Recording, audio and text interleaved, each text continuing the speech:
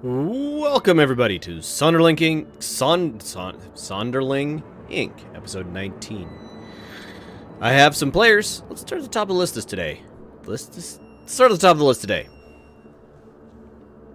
Hello, my name is Holocall and I am playing the human fighter, also called Holocall. My name is Inter. I'm playing a human rogue called Horgol Bullshit. I am Xur playing a kobold ranger called Runtos. Alright, and who would like to go over what happened last time? Somebody give me a recap. Uh-oh. Shopping and shipping. I mean, you're not wrong. We sailed into Paris Gaslow, actually sailing on the water with a huge hole in our bow. Got it into dry dock without getting permission first, which probably should have been. We should probably been thrown out, but they didn't.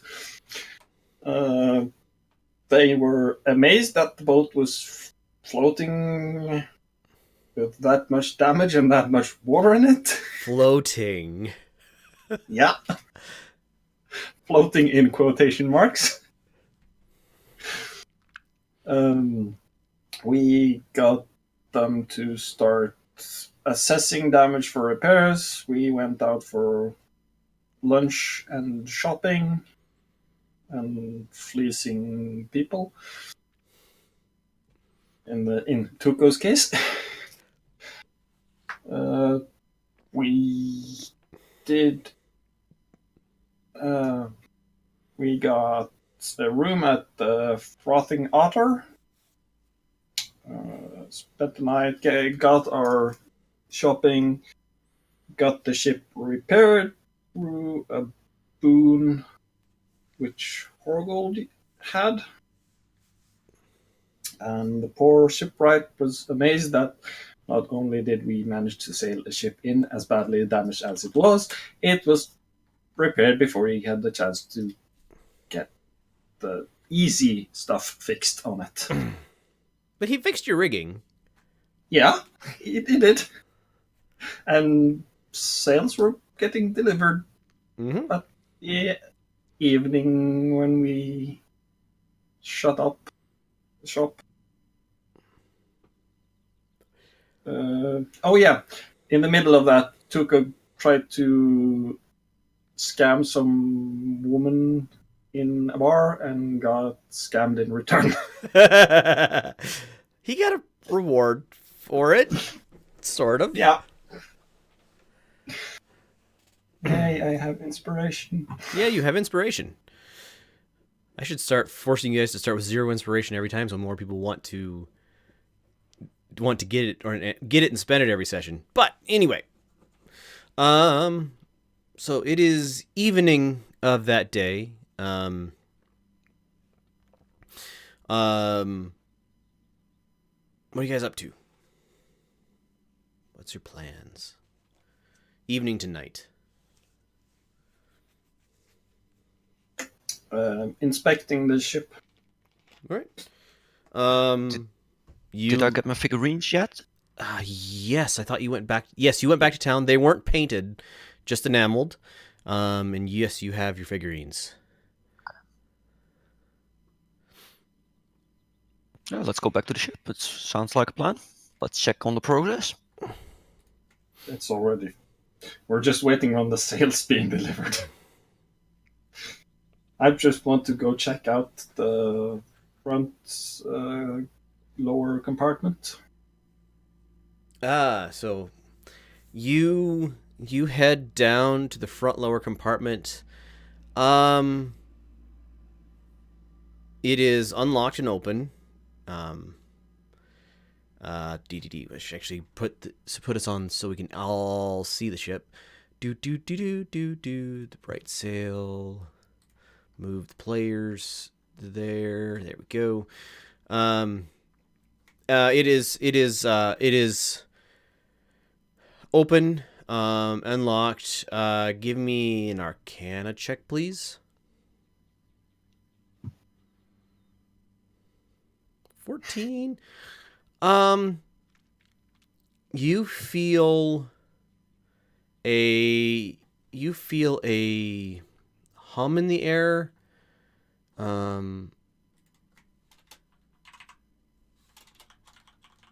And there's definitely more. This room is like got arcane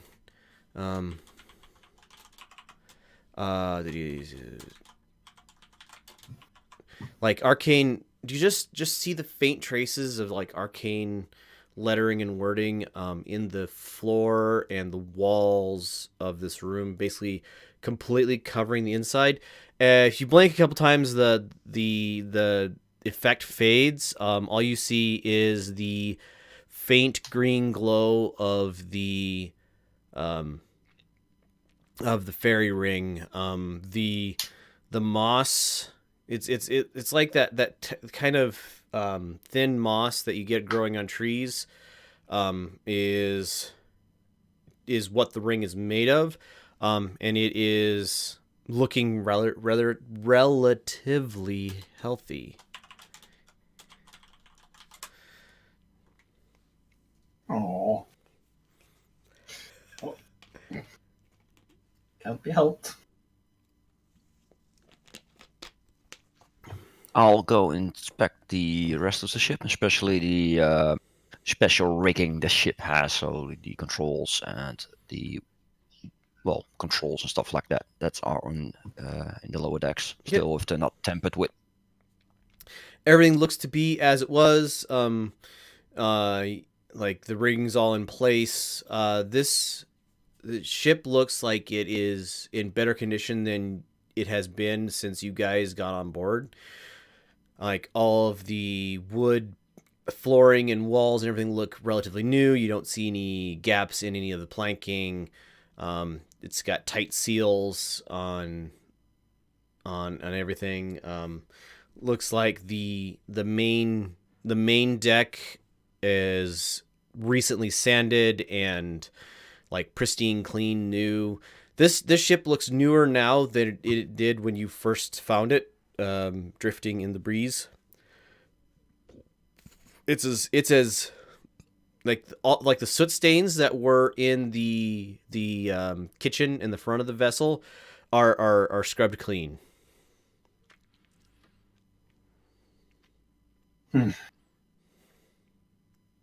Oh, I'm just gonna try to find the rest of the guys on the ship. Right. We'll say Tuco is around. It's not super important where he's at. Sleeping it off. Sleeping it off, possibly, yes. Asking around, you guys hear that your sails will be delivered tomorrow morning. They apparently in some of the stuff they found old sailcloth in the hold, and you kind of get the impression that's where they thought your sails went, because you guys sailed into the port or into the dry dock without any sails. Mm-hmm.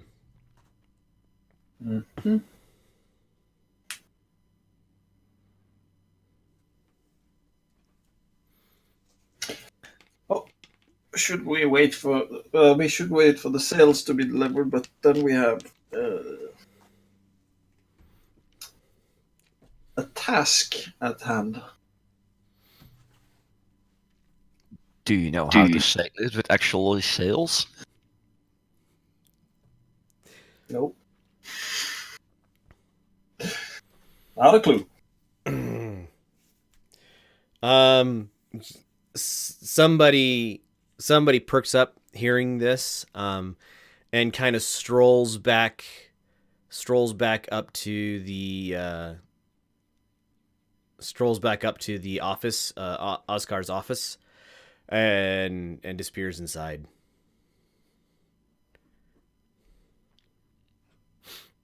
you see about half of the attention you guys are getting, or rather, about half of the attention that the workers on the other ship in the dry dock, the was a river, not ferry's not the right word, but barge.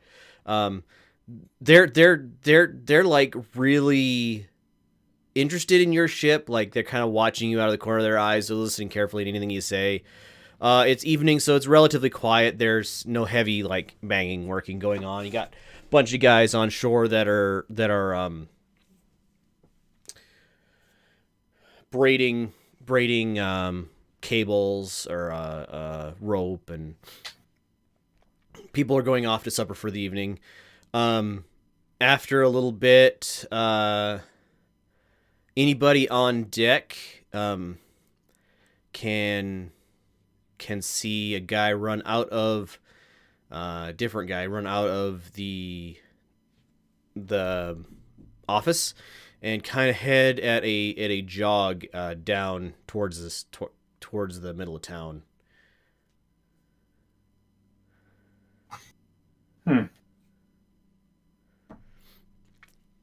Should we stop him?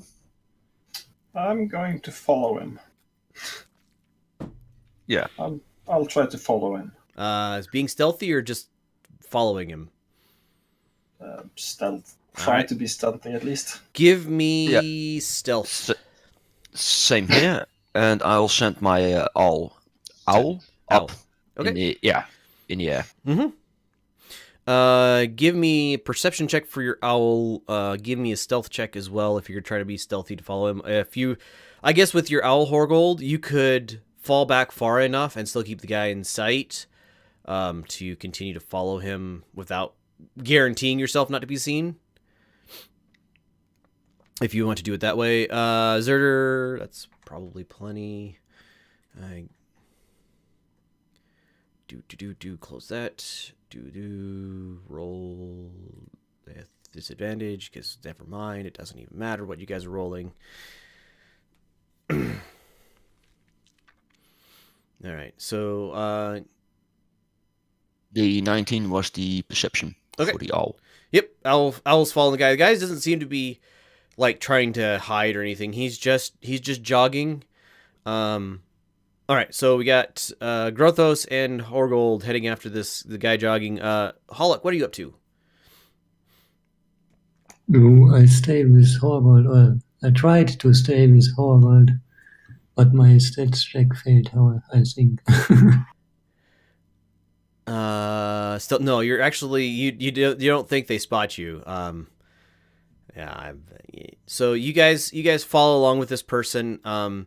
And they head into a very familiar bar. It's the Frothing Otter.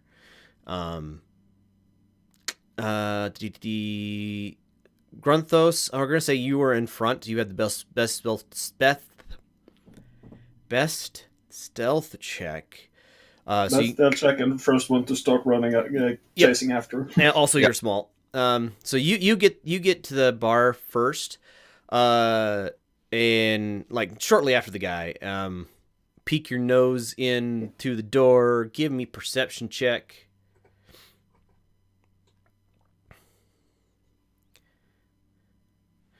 Okay, so yeah, you spot him. He is seated at a table across from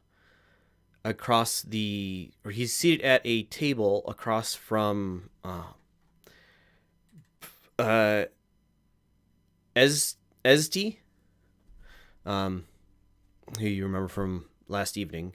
Yep. And you're gonna have to get a lot there's the Frothing Otter is a busy bar. You're gonna have to get a lot closer to hear what they're talking about. I'm trying. Are you gonna try? All right. About the time that you duck in, trying to get to closer, Horgold and Hollock, you arrive at the door. Once you saw the guy go into the place, you're like, oh, I know where he's going. So okay, you think you get close, without them noticing, and you hear you hear the guy say to ST, "Sailmaster." He's like, they don't have a sailmaster or a carpenter. Come on, your uncle knows you've been out of work. About that point, Horgold and Hullock, you guys poke in. You being, give me a perception check, see if you spot any of what's going on. Oh, yep, Hullock does.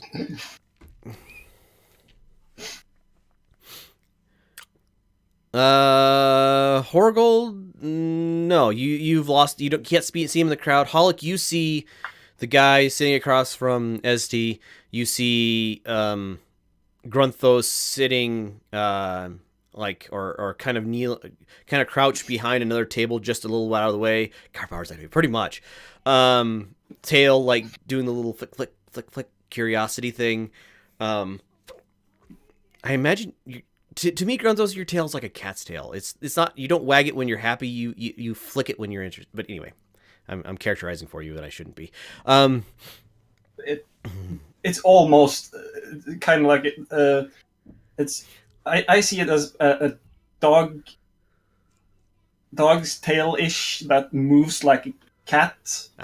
It's like the Dalmatian tail, the hard Sure things, but moves more like a cat's tail. Sure.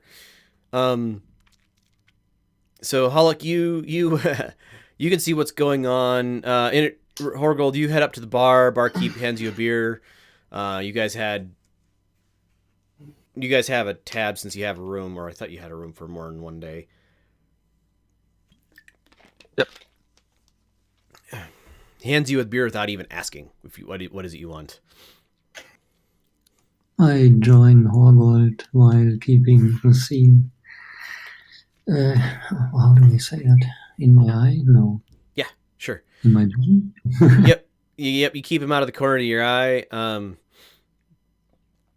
And Grunthos, you're about the only one probably close enough to hear ST's response. She's probably about half in her cup. She's not really drunk, but she's definitely had something to drink. She's like, I'll think about it. Now go. I'll think about it. Go. What's that? I'm thinking to myself, we do have a carpenter, but I can't fix that big of a hole. Just inner monologuing. Right. I was like, Go. I'll talk to him tomorrow. Just leave me alone. She kind of kicks him at him under the table and drives him off, and then returns to her. I think she's got some sort of hard liquor in front of her. Probably a bottle of whiskey on the table and a not a shot glass, but one of those short glasses. Scotch glass? Yeah, like a Scotch glass. She got a little bit in the bottom of that she's sipping at. I'm going to try to do something that might be stupid. Good. Go for it. I want to try to figure out some time when she's not looking at her drink long enough that I can pour her some from one of my whiskey skins. The ones I got up on the boat. Sure. Sleight of hand.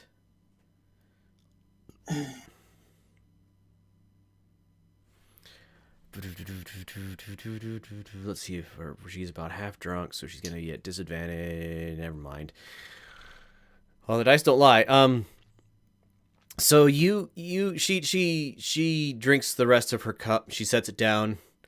And you manage to get the cup. It's like she's drunk enough that you manage to get the cup away from her, fill it up, and get it back in front of her as she's like reaching for the bottle to refill it herself. And she brings it over to herself, and she looks down at her glass. She kind of looks at it in confusion, blinks a couple times, takes a sip. Okay, so what kind of whiskey did you have? I don't think it was anything really nice. I think it was some not. I don't think it was the cheapest kind. We would think it was some middle of the range thing. Was it from the ship or was it from somewhere else? I got 2 skins from the yes, it was from the ship. Okay, so she sips the cup, and she makes kind of a sour face, and then she sniffs the cup and sniffs the bottle. What in the hell?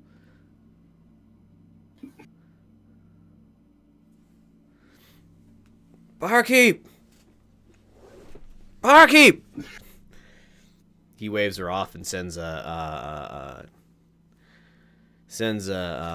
barmaid to her table. She looks up at the barmaid. What the?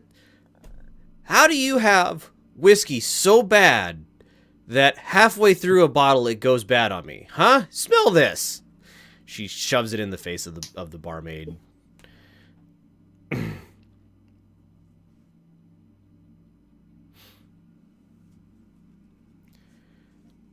I'm hiding under the table trying to suppress a snicker.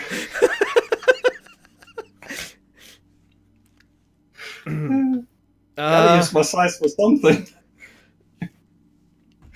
She go, no, take the barmaid's like trying to figure out what in the hell's going on, and Esty looks at her. Just take the bottle back. Just take the bottle back. I'm going to my room. She slams the cup down on the table and half drunkenly stumbles up towards her room, mumbling something. You can't really hear at this point. Nope. I don't want to hear it either. Waiting for the barmaid to leave so I can sneak out from under the table. So the barmaid like cleans up the table a little bit, like straightens out the chair that ST knocked over when she stood up. Slides the chair underneath the table. I would like a reflex roll from you, please. Dexterity save. Yep. That's plenty good. You managed to dodge out of the way of the chair without revealing yourself, and after a few moments, barmaid leaves with the empty, or not empty, but the cup and the whiskey bottle back to the bar.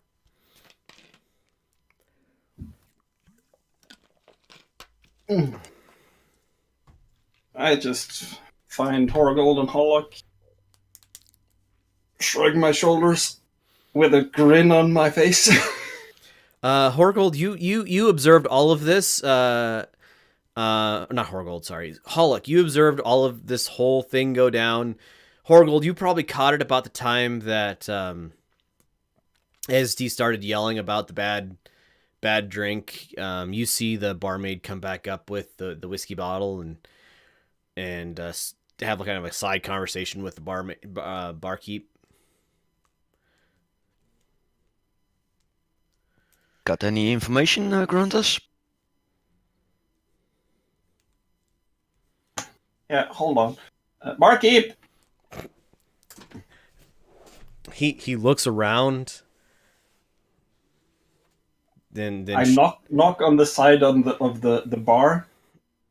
Are you up on a stool or are you? No, I'm standing on the floor. I'm knocking on the bar.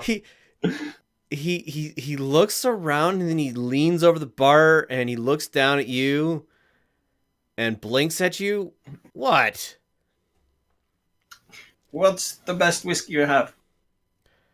He points at there's a clear bottle of whiskey like on the back, like behind the bar. So there's like three beer barrels there, and then there's a row of bottles, and it is it has script is in Orcish, and it's a clear bottle, rubber stopper. It's almost completely full. It's dark amber liquid, nearly opaque. Shoot, I don't have a name for this. Is this he says the name. Sam doesn't have the name for it. If somebody has a good name for a whiskey in the chat, let me know. Orcish. How much for the bottle? 3 brass. Orcish generally uses German as the base, by the way. So somebody got a good German whiskey? Let me know. I slapped 3 brass on the table. I'll take it. Shrugs. All right, here you go. Young man, young dragon, young. I don't know. Why are you so short? Why do people care what size I am? I mean, you're not going to drink that whole thing right now, right? Nope. Good, because I don't want to have to bury you. Or at least have the town constables carry you out and then bury you. I just want it. All right. Your funeral. If you uncork the top, Not yet. Not yet. All right. I just bought it because I want it. You got it. Unicorn. I can afford it. So yes, it's Guy Norcor. I motioned to the guys to head up to our room. Not here, I say to them, and I just start moseying towards the room.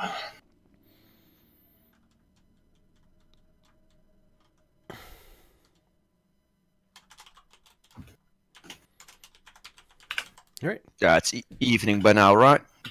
Yeah, it's after supper time. Sun's it's earlier spring. Sun's probably going down, or will be going down soonish. It's probably 8:30 ish. 8:30 ish. Not the dragon stuff again. No, not the dragon stuff. Once we're all in our room, we got one room, right, with all of us. Yep. Yeah. I'll hand out the figurines to our companions, and I tell them to keep this with them at all times. And if they are captured, like they want to find you, keep it on you. If you want to find your bags later on, keep it on the back. I can locate this if I'm close enough. Okay. Will do. The guy was talking to SD about something about the job and her being out of work. The figurines guys look shockingly like you. Although Grunthos, your pupper is sized in such a way that if you were a medium-sized person, you almost look like a dragonborn in the statuette, other than the fact that, it's obviously got your horns and tail and everything else. But yes, the statues look amazingly like you, facial features, but they are, I described the wood last time. They're well crafted. Yep.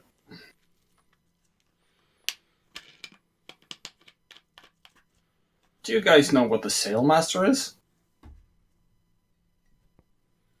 Somebody who knows stuff about sails? Maybe sews them or something? History check to see if you guys really know.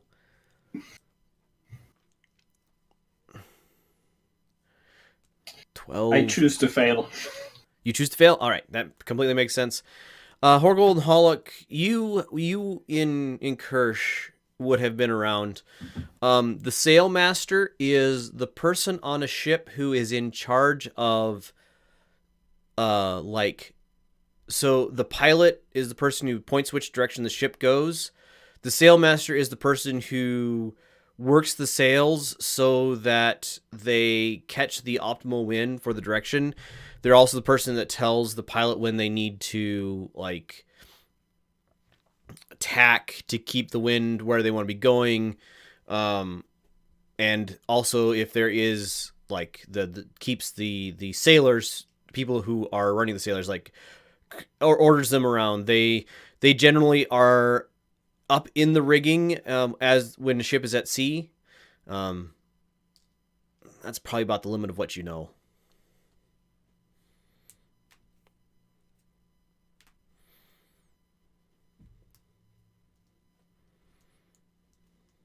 Yeah, if we want to get out of this city as a normal ship, we might need some help. And maybe even a helmsman. No harm intended there, Gruntus, but you're good in flying, not sailing. Yeah, I know. Couldn't we just take off in the deep of night, hoping nobody sees us? It's a city. It's a small city, but it's a city. Somebody will see us. I want to keep the rumors as they are at this point. Rumors. But if we let a bunch of people onto the boat, it increases the risk of them finding something odd or whatever. I think somewhere on the ship was a visible markings of magical kind. Was it not? Yeah, not only that, this ship is rigged to fly, not sail. So probably it won't work either way. I just think we need the sails so we and know how to put them up and take them down so we can make it look like we're sailing, maybe. At least so it looks more like we're sailing. Yeah, so you can just fly on the water. Yeah, like we did coming in. The salesmaster then is gonna be confused. Like, we're going in a direction and we have no winds? What?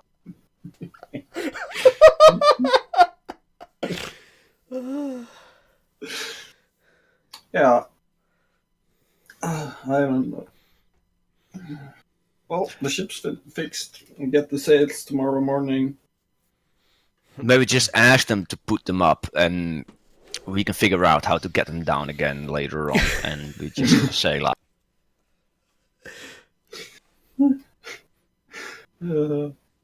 Maybe we can take a crash course in sails. This is quite large river. Maybe we can just get dragged out into the river and then drift down. Or make it look like we are drifting down the river without sails, so we don't need wind and rigging.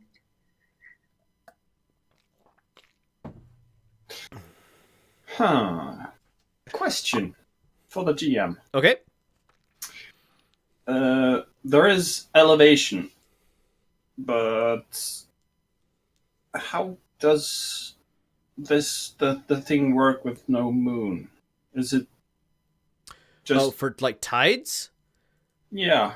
So there are 2 high tides and 2 low tides every day. It is so each high tide is at noon, sun noon. Low tide is at sun midnight. Or rather, sorry, stretch that. High tide is at sun noon. High tide again is at sun midnight. Basically, when the sun is on the opposite side of the world. The low tides are on at sunrise, sunset. 6 and 9. 6 a.m. and 6 p.m. Basically, exactly offset. And the tides are what we on Earth would consider very small. So you don't sail out with the tides really. You're more dependent on finding like favorable winds to sail out, sort of thing. So yes. Okay. With no moon, there is a much smaller tidal force on this planet than there is on Earth. Yep. So the second question, which is more whether or not Gruntos would have noticed how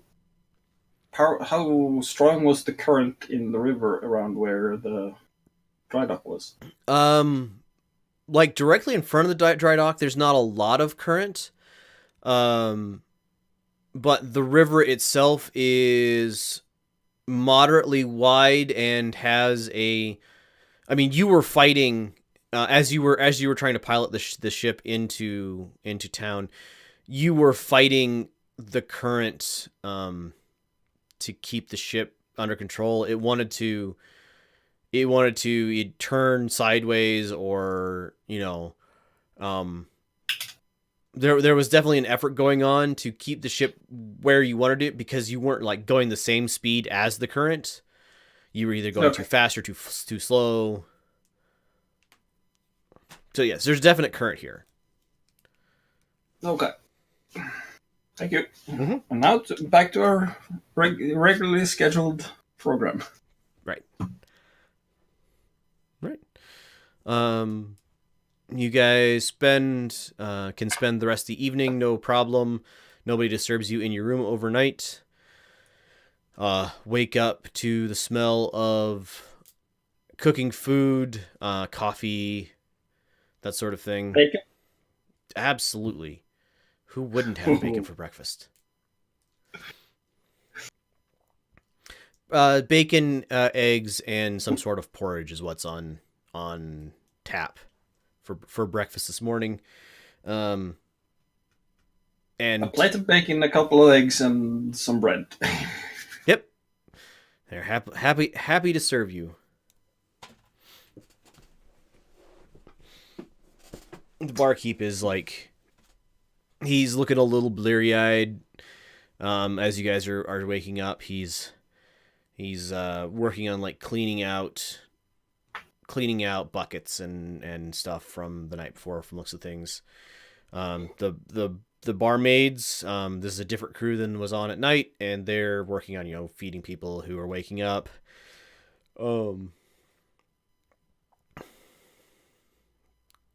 Not sure who in the back is cooking, but somebody is. I'm eating with fierce appetite, regularly showing the way too numerous teeth in my mouth. The bacon is passable. I mean, it's bacon, so it's awesome, but it's not like amazing. The eggs are overdone. And the bread is bread. Better breakfast than I've had the previous month with chips, biscuits, and such. Definitely better food than Nip you had on the ship. Which reminds me, how much food do you guys have left on the ship? Any? I think we had about 2 months when we found the ship, and we bought another month when we were at the village at the pass. You've got about, should have just under a month left. That sounds right. Because you guys were sailing for quite a while. Flying.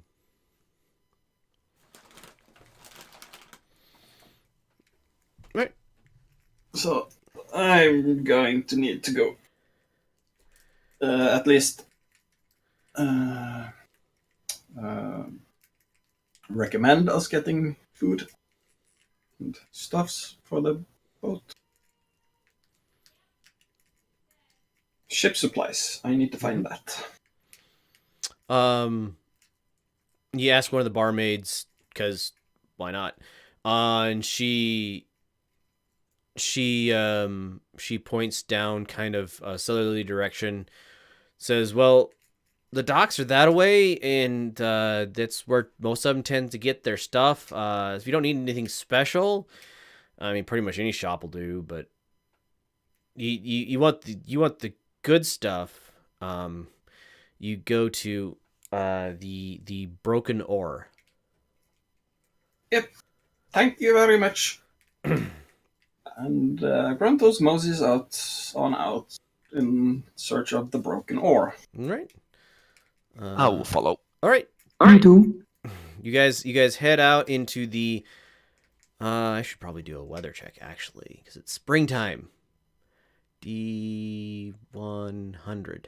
Where's a D100 at? Why are D100s not on the thing? There we go. 64. It is a bright and sunny morning. Weather is pleasant. You guys head out, wander around for probably hour, down towards the docks. You find the broken ore is literally a shop that has a ship's ore. So, Thing. yeah. So a normal like canoe ore is maybe 6 feet long at the outside. It's got a paddle on it. So a ship's oar or sweeps, you're talking about probably 15, 20 feet. The paddle on it is probably 4 feet wide, maybe 5 feet long. And there's a row of handles on the other end. The thing is literally broken in half and folded so that the broken end is one side, and the paddle part and the handles part is on the other side. But sure seems like the place. Excuse me, good sir / madam. Yes, there is a middle-aged gentleman, a couple of half-elf women in the shop. He says, "Yes, how can I help you, young?" He looks around. What? Yes, I'm down here. All right. So how can I help you, young man? Ships. Supplies, eating supplies. You need like hardtack and salt pork and that sort of thing. Yeah. How big a crew and how long? Oh, hang on. The estimates were for a crew larger than ours. Holy! I actually think we might have food to spare, because I think the 2 months were for an 8 or 9 man crew. Which doubles for you guys. Yeah.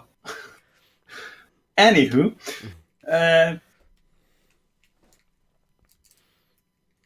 8 man crew, month and a half.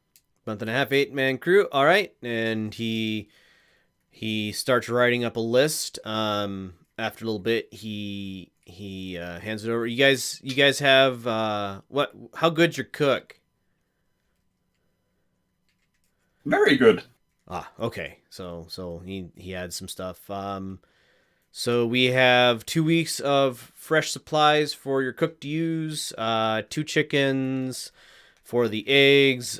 Grain to feed the chickens. He lists off like a list of about things. So 8-man crew for a month and a half. You said. Yeah. Call it a bronze piece per person per day as a cost. So a little bit of quick math.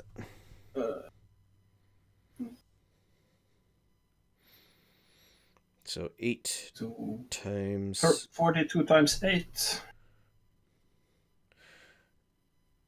So 33 brass, 6 bronze is what he quotes you for price.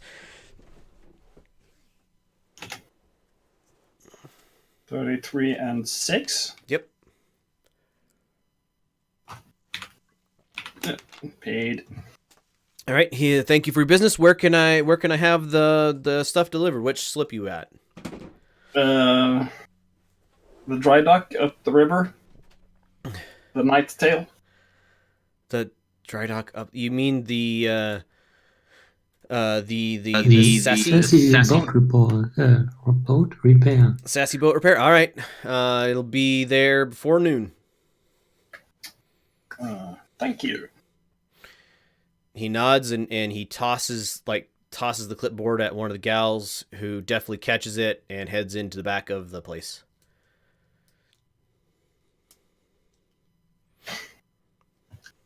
I'm gonna search for a post office or something like that, a message service. When we're done. Absolutely. There is a Kartuk post. I guess you'd call it post office. I don't know. Don't have an official name for it right now. If you got a good one, let me know. But yeah, there is a Kartuk Kingdom post. You've probably seen 2 or 3 places in town by now as you've been walking around that take messages and deliver them by foot or by horse.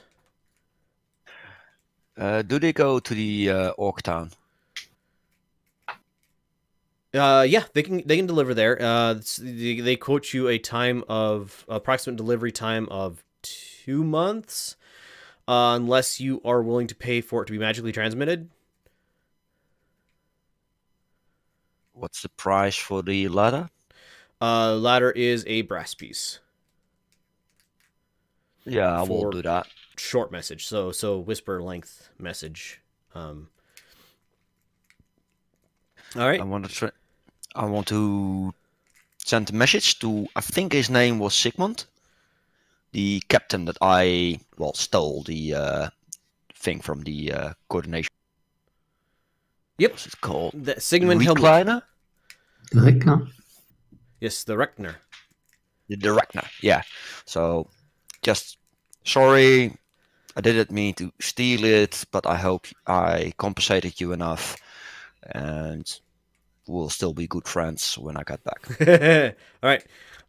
They take your they have special paper that you fill out the message on for the magically transmitted ones, and it's got an envelope you seal it in, and they're like, all right, you pass it in through here and it's transmitted, and then when you will know if the message was correctly delivered when the like envelope starts falling apart, essentially.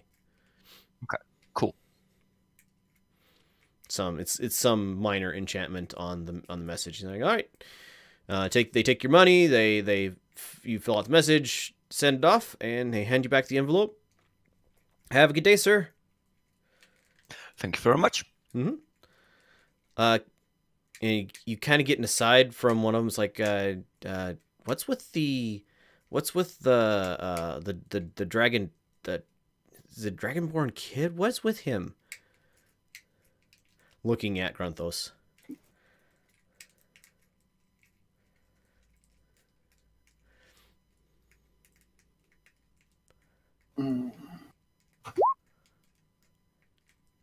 You missed this, Grunthos.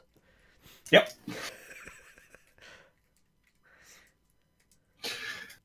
I just wanted to know if I noticed them looking.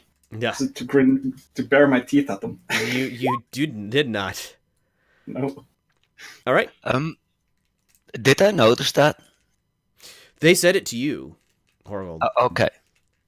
Kind of an aside as you were turning in the letter. Yeah, I will do this. Okay. At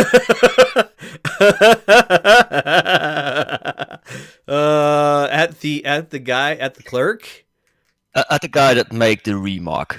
All right, he gets a wisdom save. DC. I'm gonna say he was raised as an only child, which really annoys his sister. The guy you get a chuckle out of him, but he has resisted your magical effect, but you do get a good chuckle out of him. All right, so Hollock, you have your own letter. If you want it to be secret, whisper it to me in the Discord. Sure. Other than that, yeah, you guys the sales are probably showing up sometime-ish now. You got food showing up around noon or before noon, he said.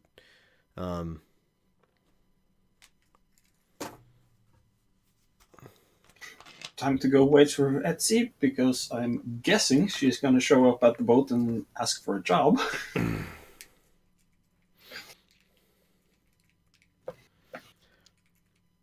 So you guys heading back to the ship? Or you got other stuff to do?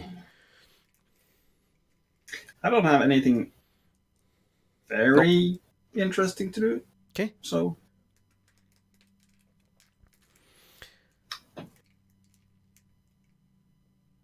so you guys head back to the ship.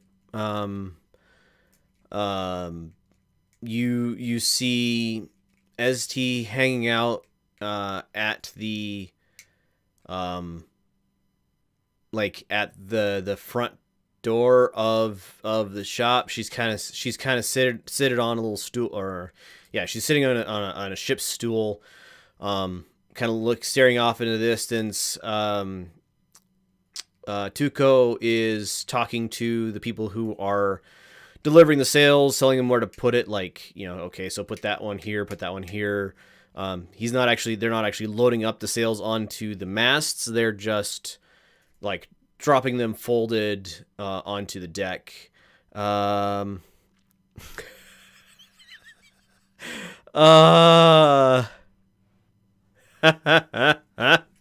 right, thank you, Holic.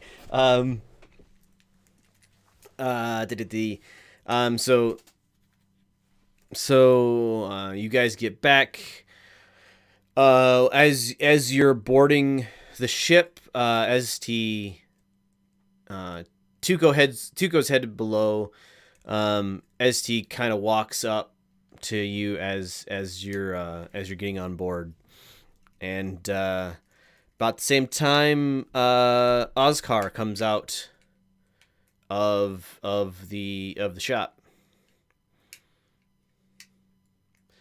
and hey, guys, got a minute? An hour? Can I have a moment of your time? Sure. So I couldn't help but notice you guys had a small accident, and hate to see for that to happen again. And well, I don't want to be insulting, but I don't think you're you guys strike me as lubbers. I mean, tell me I'm wrong. what's a lubber? A land lover, a person who is a person who spent their entire lives with ground beneath their feet, not the deck of a boat. Well, I didn't have the deck of a boat underneath my feet for most of my life. Right. But I've had the deck under my feet for 2.5 months or so now. He kind of gives a heavy sigh, and says, "Well, yeah, that's not enough." Okay. He's a good captain. He looks down at Grunthal. He's your captain? But anyway, the point is, you need a good sailmaster, and I think you guys could use a good carpenter, because looking at the damage when this thing came in, I mean, you did a good job keeping her afloat, but barely, and I'd hate to see for that to happen to you guys again. So, he kind of waves ST forward. So I have somebody who can help you out if you're willing to hire her on. And ST has that kind of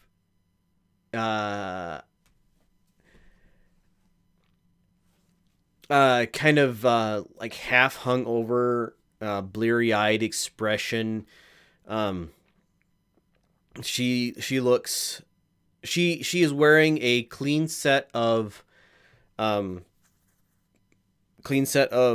clothes, leather jerkins, ship's boots, or leather pants rather, ship's boots, she's got a pack over her back. She's like, pleased to meet you. I've been the sailmaster on 3 ships. I've been sailing since I was a teen. If you be willing to, ship's master's apprentice on 3 ships. Been sailing since I was a teen. If you'd be willing to have me aboard, I think I can help keep you sailing downwind. We need to take a moment to discuss amongst ourselves. Please hold. she kind of gives Oscar a look, and as you guys go off to have your conversation, she and Oscar have kind of a hushed conversation between the two of them. And yeah, quite enough you really can't hear it unless you have some sort of magical ability to hear things.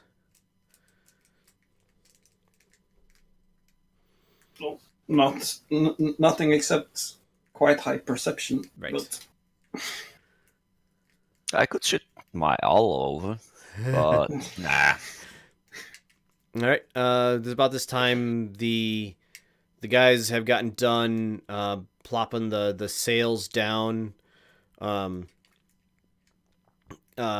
are unloading. You guys see crates of stuff being delivered to the end of the dock, including the other half-elf gal.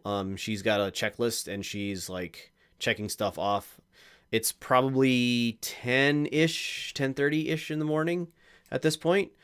And there's a surprising amount of food being delivered. I did ask for a crew twice the size we were, so of course there's a lot more food than each crate you guys see. Each crate has has like burned into it as a brand burned. It's literally a brand burned into the side of the crate. Basically the broken ore symbol on it. Mm-hmm. All right, so up to you guys. You guys said you wanted to discuss. I should stop talking. So guys, what do you think? Should we just not, or should we not pros, or we could maybe look a bit more realistic while trying to not fly? Yeah, I don't want to fly out of here straight away. Con We would could be s- that she would eventually learn what this ship is. Yeah, but we can make a contract because we are an official business, of course, that she doesn't reveal anything. What is our next destination anyhow? I still want to know about the passengers that were on board that were gone. Yeah, and we have to find Anya, was it? No need for that. The passengers are more important. Just saying we have we our dear friend the bard said we would do it.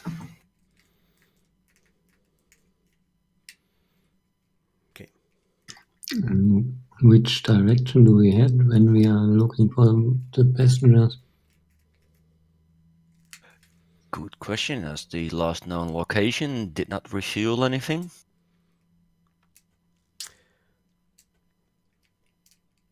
There's also a possibility that the Fae took them when they were trying to get Anya, maybe? Or Anya was one of the passengers and she ran when the Fae came. Yeah, Map said that she had to deal with some of the deaths on board. Mm-hmm.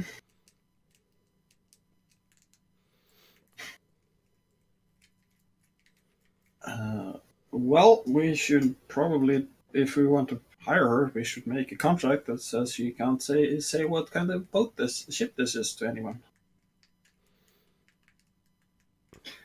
Non-disclosure agreement. Yeah, we might need to make a magical one for that as well. Like make it life bonding or something. So she cannot lie, or she should lie about this.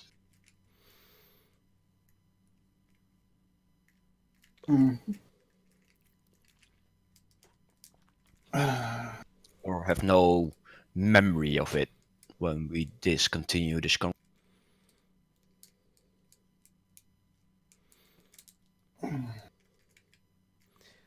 How do we enchant someone to do that? Well, it's not in my expertise range, so we need to find somebody who can do such kind of contract. There would be magical contracts, wouldn't there? As an out of character question. As an out of character answer, if you are making a contract that has a geese on it, so that would be how you compel somebody to follow. It'd be like what it's the kind of contract that your lawyer might put on you when they are representing you for bankruptcy and they want to get paid. It indicates a deep level of untrust if you were to actually make that as a contract. Like if you were to magically compel somebody to do something like that. Yes, it can be done. It is done. Might be something that say a nobleman might have put on them to compel their loyalty if their king thinks that they are unloyal, or it is this is like a state level action, or a like very very deep level of untrust of somebody to do a magical contract that compels somebody to do something. Oh, which is kind of what I was sort of afraid of as a player, not as a character. Right. Totally something you can do, but it is the person who you compelled would feel insulted if they didn't plan on just, being disloyal. Do we really want her on board? If not, we could maybe use superstition. I think sailors will be superstitious in any world. Are they not? Tell her the boat is cursed or something. If you want to get rid of her. Well, we need to get out of here without raising more questions. So I guess we need the sailmaster. Could we theoretically get the ship towed to the dock? Was that an OC out of character question, or was that an in character question? Both. At once.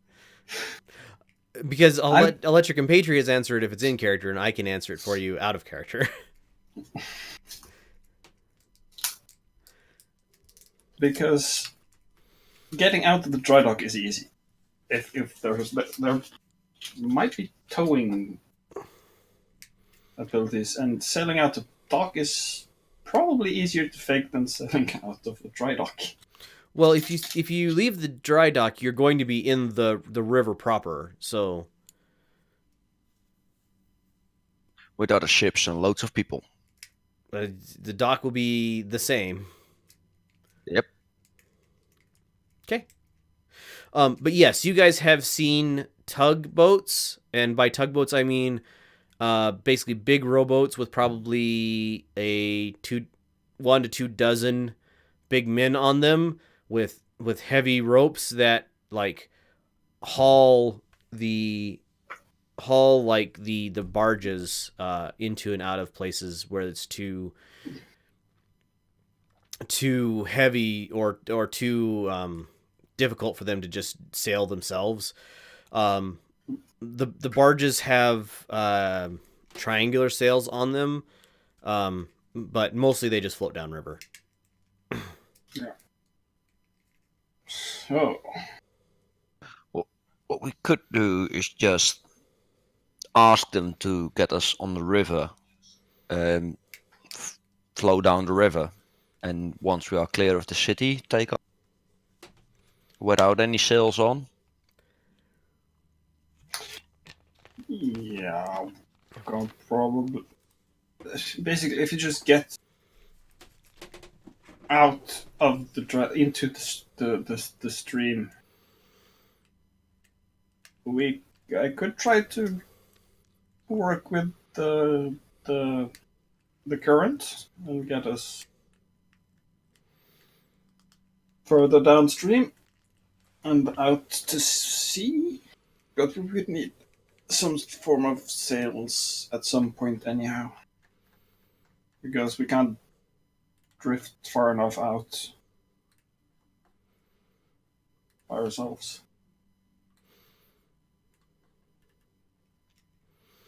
The sea is a long way away, is it not? So it's Yeah. unpowered. You're probably a week and a half of drift down the river if you were to just do nothing but have the ship drifting down the river. Yeah, but like there, it's pretty barren or something, right? Or is it farm? Like, I mean, this river is moderately inhabited up and down the length. So this town very regularly, but not far out of Piroshkazlo, there would be empty places on the river. It's not. This is not like it wouldn't be fully inhabited. There would be empty places. Yes, it's not like you would have to go all the way out to the ocean to find a place to take off if you wanted to be hidden. Maybe a day's sail or a half a day's sail. Night takeoff.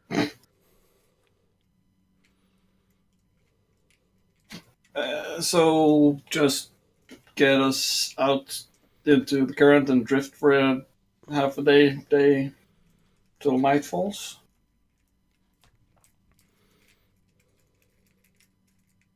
you're the captain. They're gonna look at us with weird looks anyway. Anyway, we do this. Well, we could ask them to at least rig the sails, not have them up, but just have them ready to go up. Yeah, so rigging the sails would basically be putting them up on their rigging, and then they'd be Hold shoot. it. Yeah, they basically folded up and tied to the rigging. Does that interfere with the ability to fly? Well, that's current Arcana check.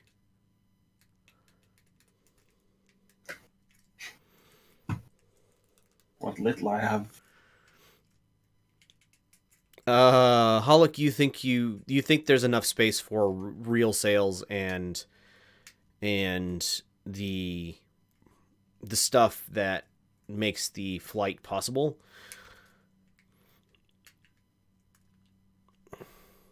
You think that if you are flying and had the sails set, that would be a problem.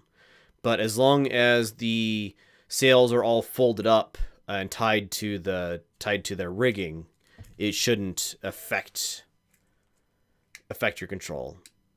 Would probably make controlling the ship a little heavier because you're moving more mass around, but that's all magical anyway, so who knows if that would actually make a big difference.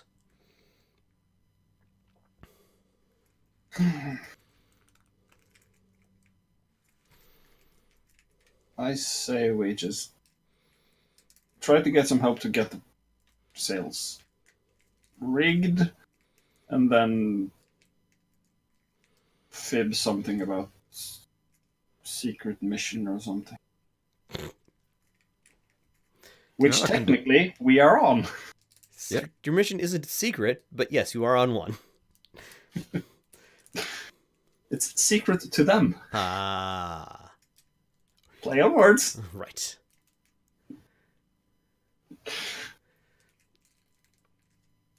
Right, so you guys are gonna have him rig your sails for you. Yeah. As you guys get done with your little conference, as he is looking at you, hopefully, I guess you would call her expression, and says to you, so. I poke in Horgold. Prod him with a hand. Sorry, I think we can manage. We just need to get downstream, and then we'll pick up some more crew, and then we'll arrive. She nods, and turns around, and doesn't look at Oscar, and just heads up towards. Hey, before you go, have this. And I hold out the bottle of Norker for her. She comes up, takes it from you. Give me perception, Grunthos.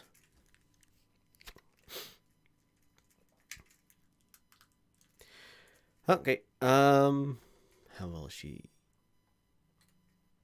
Okay. She takes the bottle. Says to you, perhaps you're next in town. You can hire me on. Maybe. We'll see. She nods and takes the bottle from you and heads off. Her Oscar is looking crestfallen, I think is the proper term. And after a few moments, he heads off after her.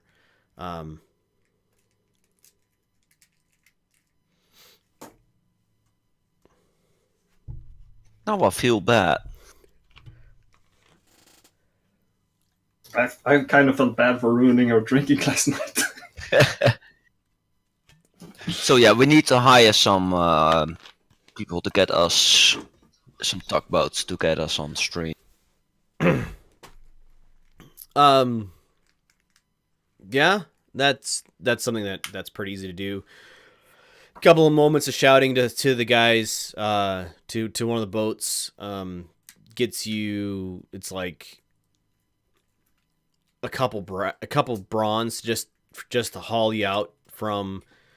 Probably about a bronze to haul you out from just from the dry dock into the river itself.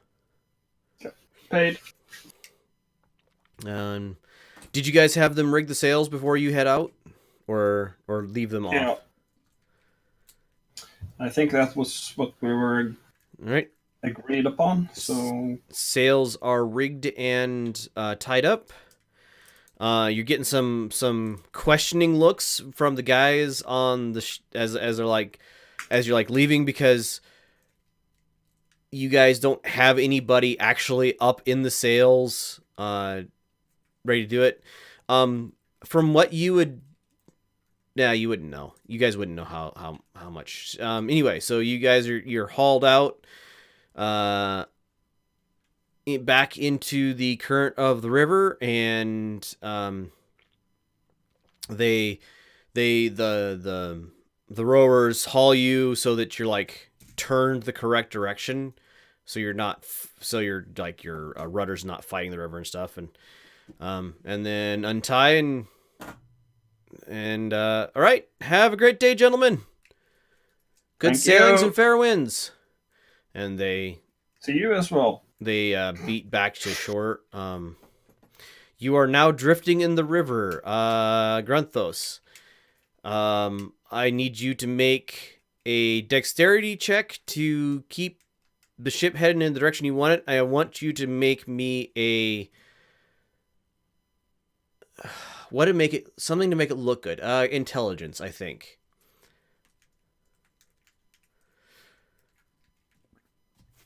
All right. You have the control of the ship, and you don't run into anybody, and you are basically flowing with the flow of the river. You're basically drifting with the river, because you don't have any sails up or anything. You Getting looks. getting some looks. You find that the big is Tuco on board? Yes, Tuco's on board. He's around. Don't worry about it. Yeah, you find that the big big river barges tend to flow a little slower than the river, and they have a rudder in front that they use to help control like direction. And the big, like, there's a couple of river sail vessels, and they actually have just the tiniest bit of sail out, like probably center mast, one set of sails down, and they actually tend to flow faster than the river. So after a little bit, you get kind of the feel for how fast your ship goes. People don't really pay attention to you from the shore.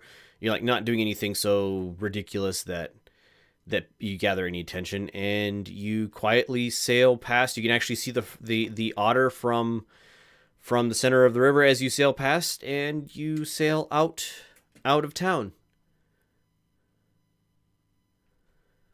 So I think the plan was keep flowing along the river, try to make room between other boats and ourselves when it comes to late evening, early night, and then Yeah, we should take find off. an isolated spot if we can find it. Dock there and wait there for indeed night, or there's no traffic anymore. All I right. would prefer nighttime because less of a chance of frying ice. Yeah, but isolated from farms and stuff at first, and then we wait on traffic, and hopefully night. All right. Could I have you guys give me one more perception check as you are sailing out of town? Oh, Hollock got a good one. Grunthos and Horgold did not. Join me in the sideboard for a second, please, Hollock. All right. Look at that bird. So, Hollock, as you guys were sailing past the where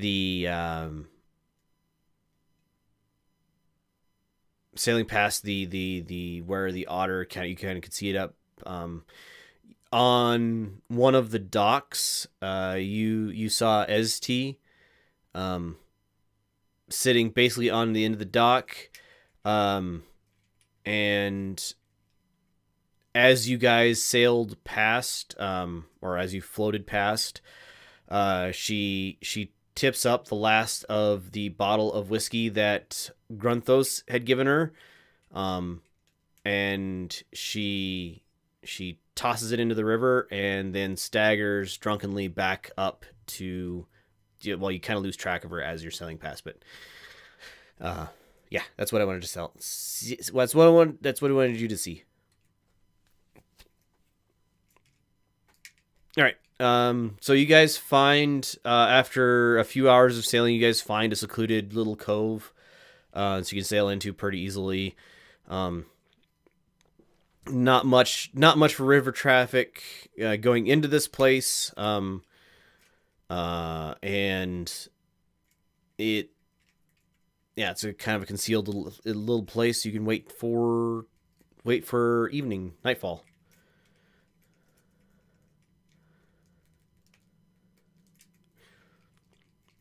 All right. The rest of the day passes. Evening falls. It is stars. It's stars out. Pleasant evening. Fairly cool, but not horribly cold. Being springtime, it's probably 60 degrees, 55, 60 degrees tonight. As you guys are getting ready to go, you see a ship, or you hear a ship kind of pull into the cove behind you.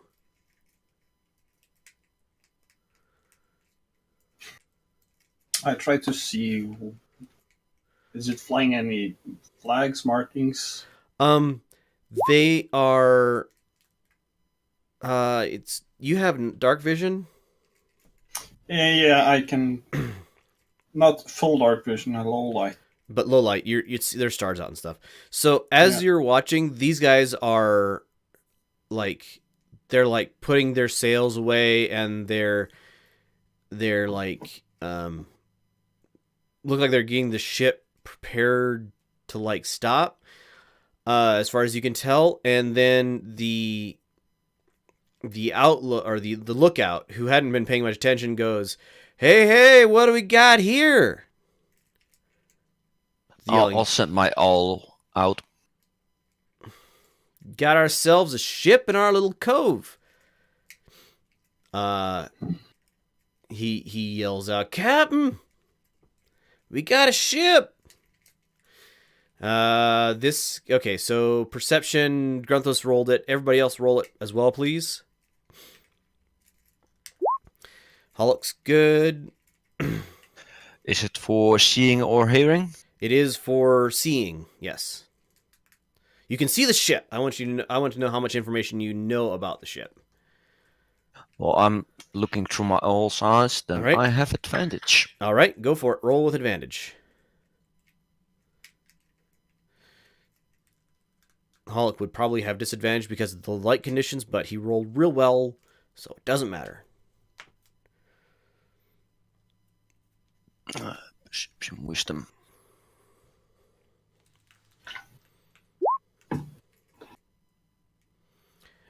18? 20. 20. Oh, right, with advantage. Advantage. Okay, so Hollick. Okay, so Grunthos, you see coming into the bay.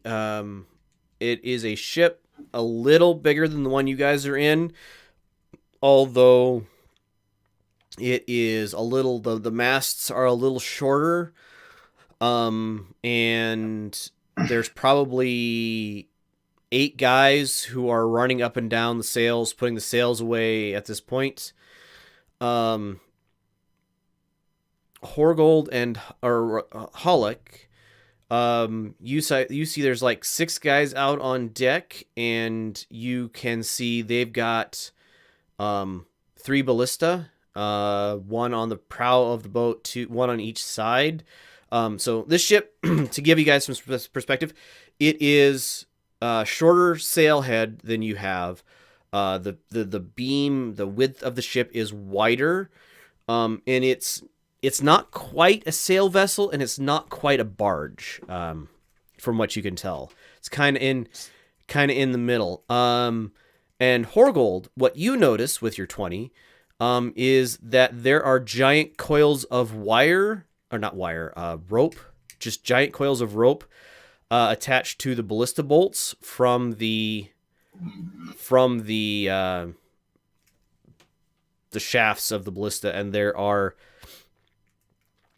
so you see 1 ballista bolt on a rack, and then on either side of it there's 3 or 4 ready, and there's a notch in the back of them that they can pretty easily tie this very heavy rope to the shaft of this thing.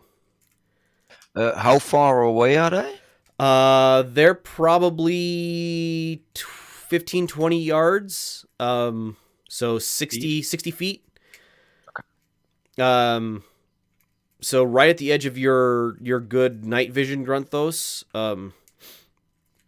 and all three of you guys have only seen humans on this crew so far. So they have not great vision for this, but two of you also have not great vision for this.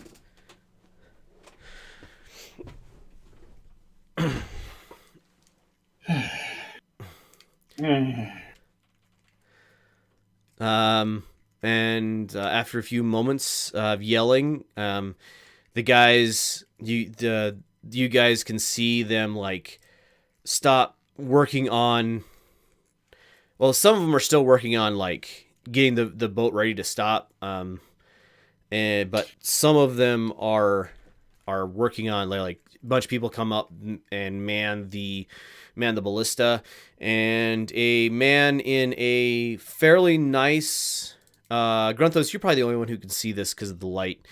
Fairly nice surcoat, pair of pants, like a linen pants. You guys have all noticed that they did not have any running lights at all. So they came into this place dark, which it's really hard.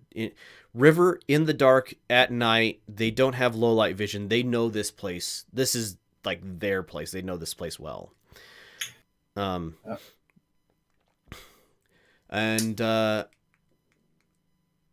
captain comes out on deck, or the guy comes out on deck and says, "All right, heave to. Let us board you, and we'll spare your lives."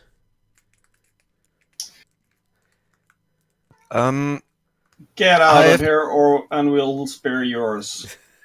I have a out of character question. Yes. I can deliver touch spells with my familiar. Correct. So Mage Hand is not going to work because that's a ranged spell. Right. Alarm. Okay. I need to lay down wires and stuff for that. Right.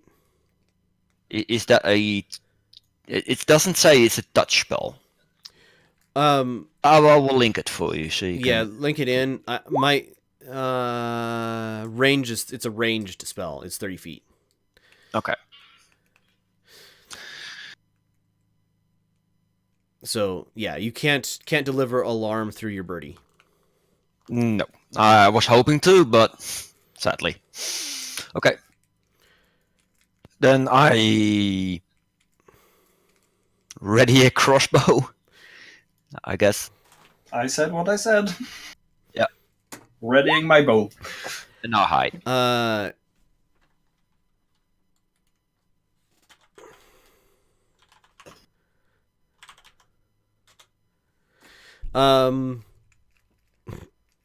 Okay, so Horgold's hiding. What else? Who else is doing what?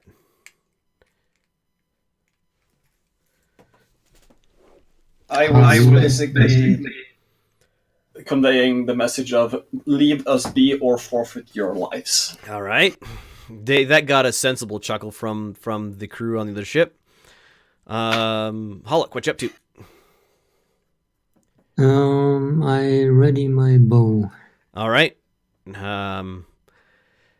And about this time, they would have readied their ballista. All right. So we're gonna fight. We go into combat. Could I have initiative rolls from everybody, please?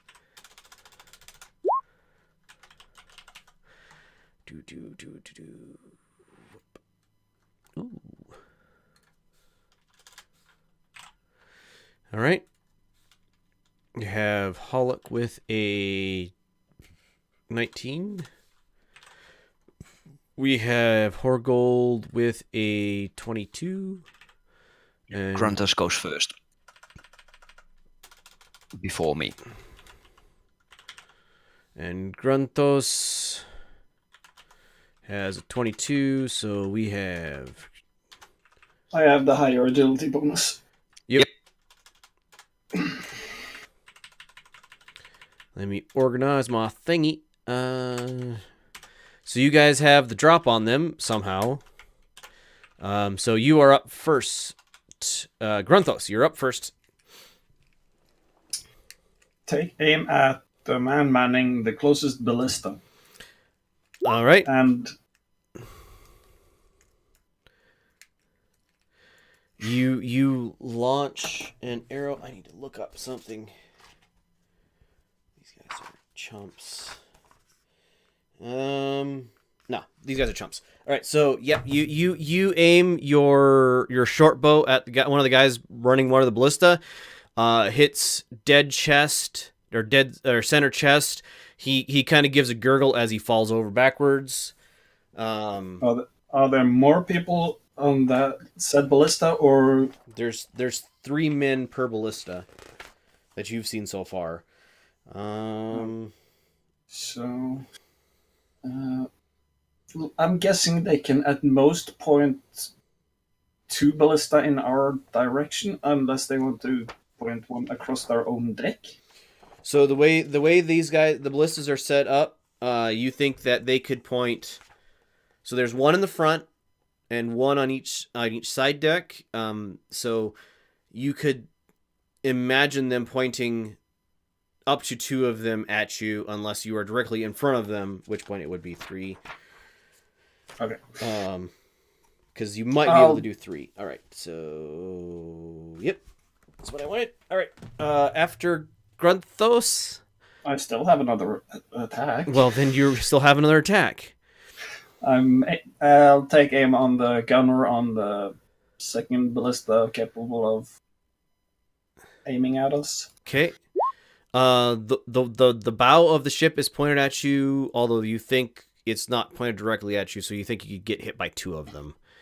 23 hits, and another guy falls over dead. There are currently 16 pirates left on deck, and the captain.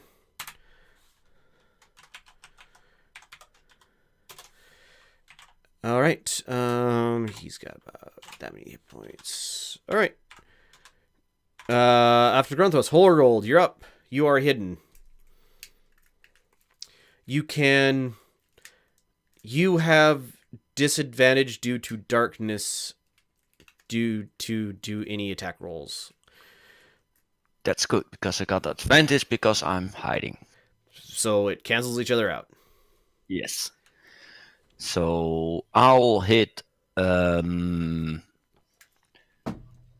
follow Gruntos, but with less attacks. So the first ballista that Gruntos hit as well, but the second. Okay, that's a hit, and you get him through the left eye, and he goes down basically without a sound. Okay, then I'll use. Oh, darn, that's an action. I'll just yell then, like, our first agreement stays. Leave us alone, and you will live. And I use my bonus action to hide again. All right, so you give me a stealth roll with advantage because it's dark. You got a really good roll, so you think they'd have lost track of where you're at. Hollock, you're up. How far away are they? They are about 60 feet.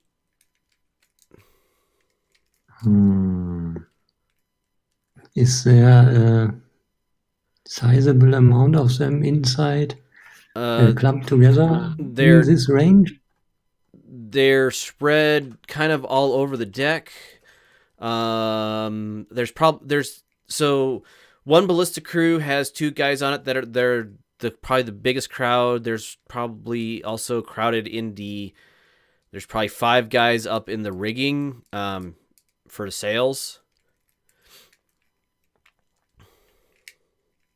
As far as like crowds of dudes. I'm asking because of this thing here. Each object in a 20-foot cube within range. A 20-foot cube.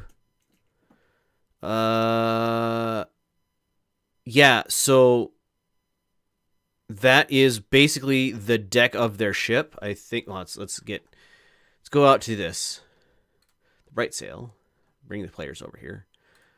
So you can hit with that their ship 20-foot cube. 5, 10, 15, 25, 10, 15, 20.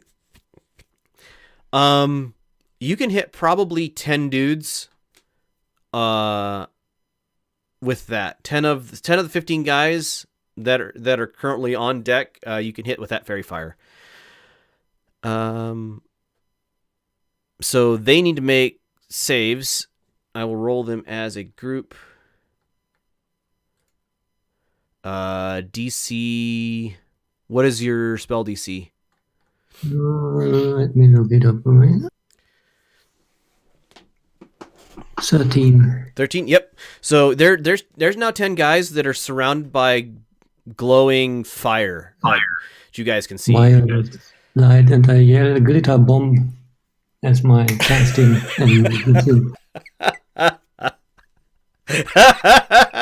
Nice. There's now cursing and screaming on the deck, and it's their turn. All right, so they have 2 ballista they can fire at you guys. They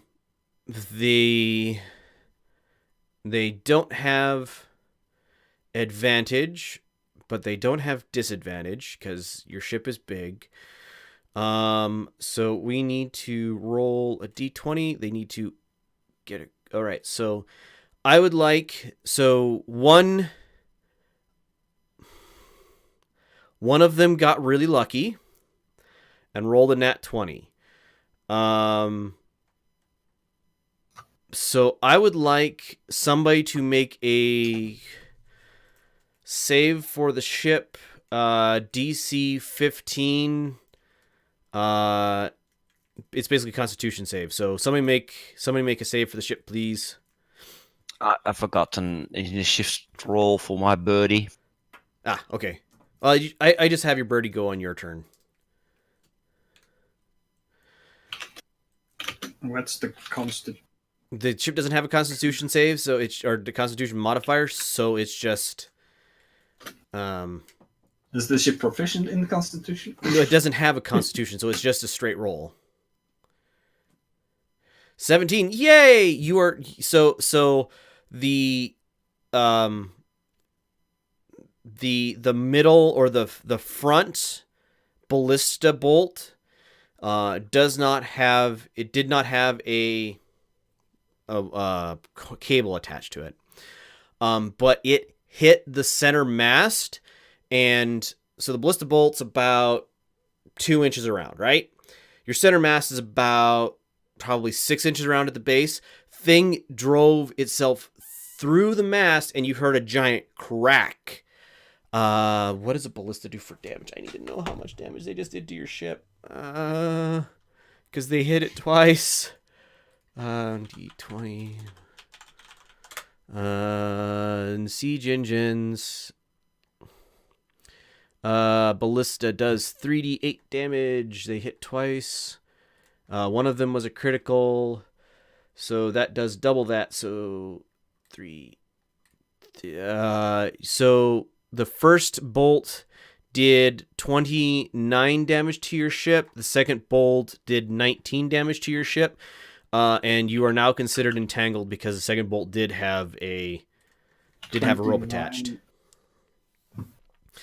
So your ship is now prevented from, well, they can haul you in basically. That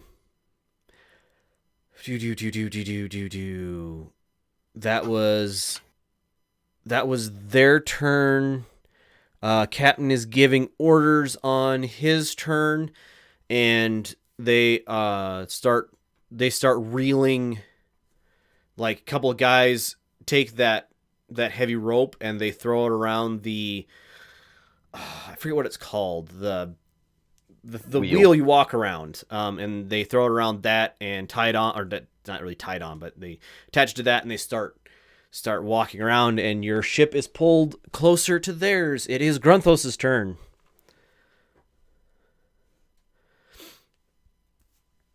I yell to Grunthos, shoot the glowing ones. At the spinny walking around thing, how many people are around that? There are 4 guys around it. Probably all 4 of them are glowing. Because I have a silly thing I want to try. Okay. Still 60 feet away. They're 55 at this point because they're pulling you in. Okay. There's no longer a disadvantage for darkness though, so you have advantage on your rolls now. Hail of Thorns. The next time you hit a creature with a ranged weapon attack before the spell ends, spell creates a rain of thorns. Sprouts from your ranged weapon or ammunition in addition to the normal. Each creature within 5 must make a dexterity saving throw. Okay. Roll it. You're going to use a higher level spell? Yeah, I cast at level 2. So they do 2d10 damage. All right. He needs to hit, though. He does need to hit. Yet no, you hit. So that's for the target I hit. Yep. And they need to make a save for everybody else. DC. What is the DC? 13. He needs to make a save as well. The target he hits.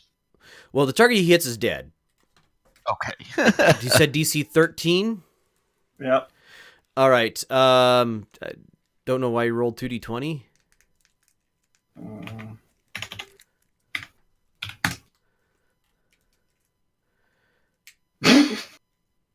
There you go. So you killed one of them. I don't know how you managed. How did you do that?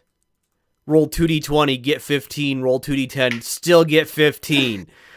Yeah. So your arrow kills one of the guys. The hail of thorns kills the guy standing next to him. The other 2 managed to kind of duck out of the way, but they're no longer standing at the wheel. Horgold, you're up. Full damage to anyone not succeeding. Half damage to anyone failing. Yeah. Or succeeding, I mean. Right. So, Is the captain glowing as well? Yeah, actually he would be. Okay, I will shoot at the captain then. All right. Ooh. Oof, that is a miss, sir. Yeah, that's a miss. Even with advantage. Yeah, I know. And I'll send my birdie up to a area with ropes Okay. when nobody is near Yep. and untangle any knot. I have no clue what the knots are or something like that. The bird's probably not intelligent enough to know it as well, so I don't care about the... Well, I do care about the effects, but I don't know what the effects are. Give me a strength roll for the birdie, please. Really? was about to say the owl can basically bite through the rope. Yeah, it's essentially that the only way your birdie's going to be able to do it is to, I mean, your bird isn't that intelligent to like use its claws to like untie a knot. Yeah, your bird pecks at a rope real hard. Peck. All right. And I'll go back into stealth. All right. Does anybody spot you? Yeah, you're no longer hidden, or you're not currently hidden. They've cottoned on to you. Hollock, you're up.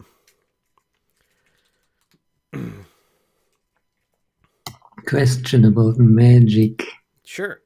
Do I need to hold my focus while I concentrate, or can I put it away and draw something else? Nope. You can put it away and draw something else. If a spell says concentration, you can only have one concentration spell Right. But one time. he has a spell focus as material components for the spells that he casts. and he doesn't need to have that out in order to cast the spells. Or rather, it doesn't need to continue to have that out to maintain concentration. True. All right. Then I use my bow. All right. Who are you shooting? Anyone glowing, looking important? The captain is glowing and looking important. I shoot him. You got advantage because of your fairy fire. That's a hit. So you nick like his leather jerkin, and he bells out in rage as the arrow passes, basically gives him a graze. Their turn. No, I have 2 attacks. Never mind. Pollock's turn still. I forget you guys are like really good now. That will be a miss. I don't have 2 attacks. No, you just do an amazing amount of damage on your single attack. All right, so second shot misses. Now their turn? Yeah. Okay.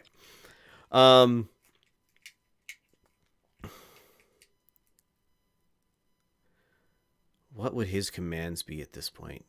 So you guys have killed 3. No, you killed 5 of them. You've shot their captain. All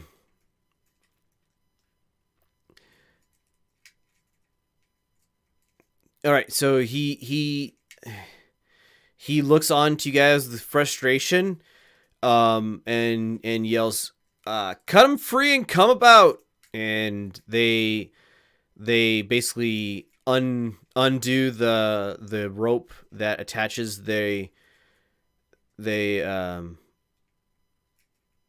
harpoon to your ship from their ship, and they spin the wheel around and look like they are turning.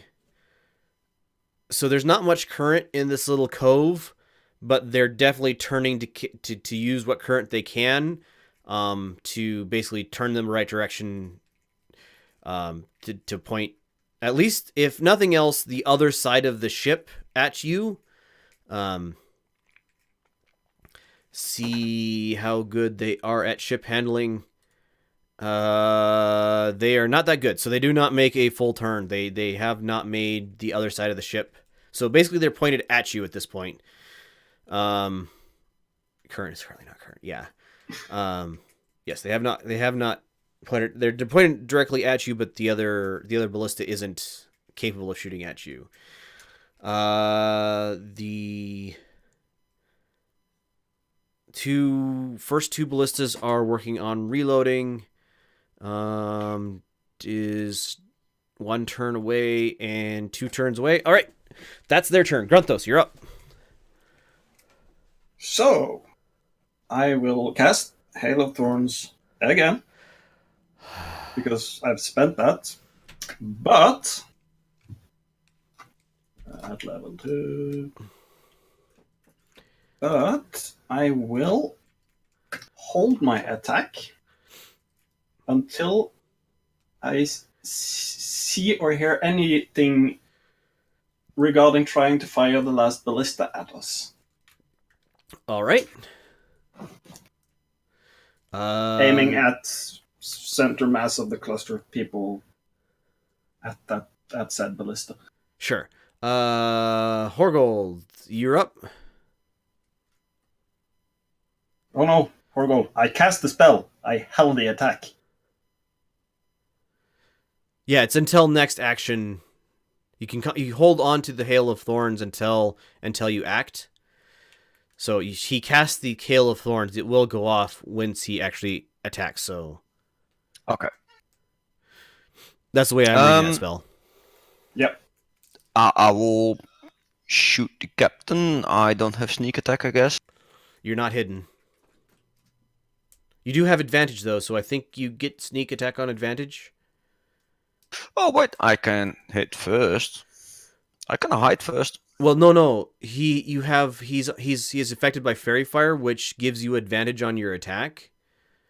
So I think anytime you have advantage as a rogue, you get your sneak damage. Oh, okay. Then that sneak is for afterwards then. Sure. And I'll try that one again. None misses. Evil advantage. Yeah. So yeah, no, thumps into the wood behind him. Hollock, you're up. Yeah, my bird is still packing. Yep. At the same. Give me a strength roll again.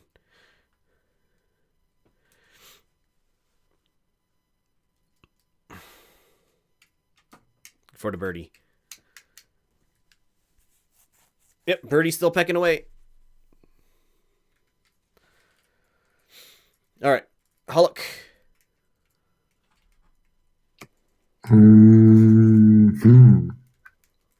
Should I shoot at the captain or should I shoot at some of the ballista, man? Difficult decision. If we kill the captain, they may get into cars and do strange things instead of fleeing.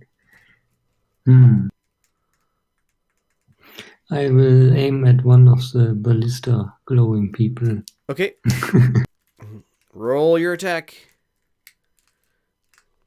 Holy buckets, Batman. All right, so that's a critical hit.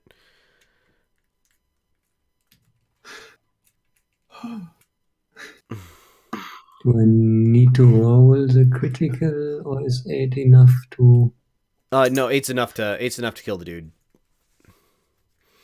So, Is there another glowing one at a ballista? yes, there's another glowing one at the same ballista. In fact. Also, yeah, no, he's dead. He's dead too. So you drop 2 more. 11 and at this point the guys are.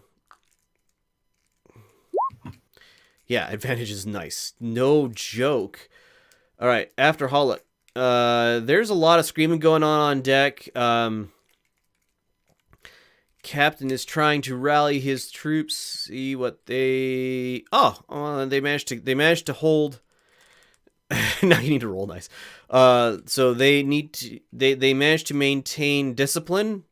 Half of the remaining crew on deck basically climbs up into the sails, and they drop. Like they unfurl. Furled is the proper term for sails when they are wrapped up. They unfurl their sails, and the other half of the guys on deck actually go below deck. And the captain yells, "Run out the sweeps! Get us out of here!" So the deck is clear. There are now 5 guys up in the sails. I think 3 of them are glowing. There's a whole bunch of guys down below decks. They're not glowing. The captain is still on the deck, and the pilot, who hasn't ever moved, is at the rudder, and he is turning the ship to leave the cove. They are trying to get out. They're probably 70 feet away at this point. Let's see if they screw up setting their sails. They do, so they're moving very slowly. But they are definitely trying to get away at this point.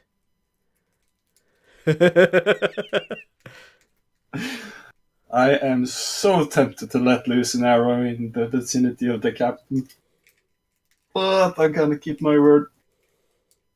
Right, Maybe there's some kind of reward if we bring those in.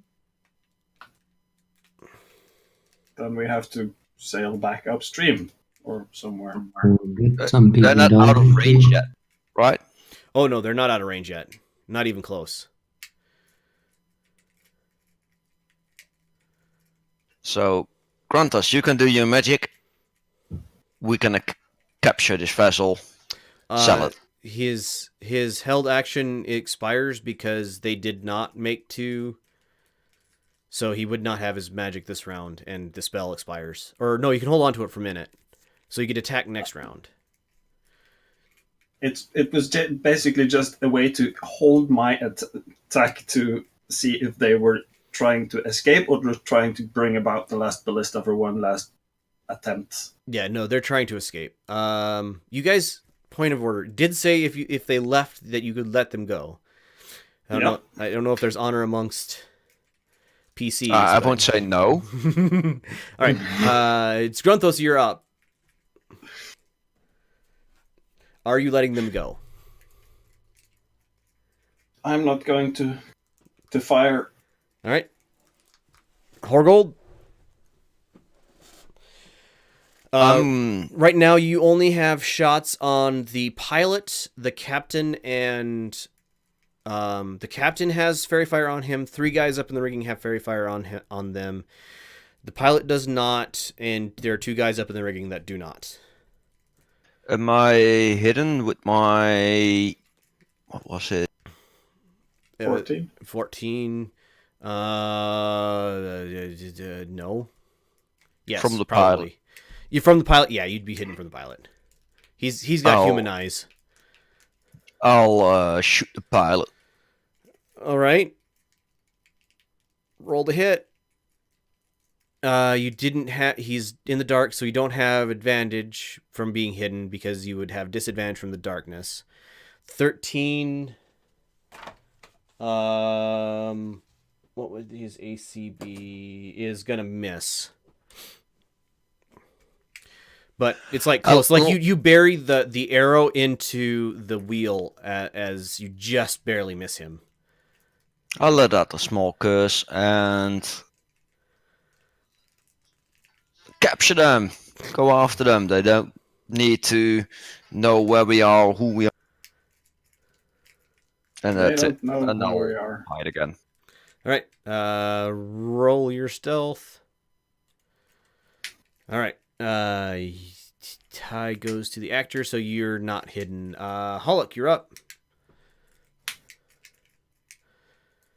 For my birdie to pick the rope, which is not succeeding. No, he's not succeeding.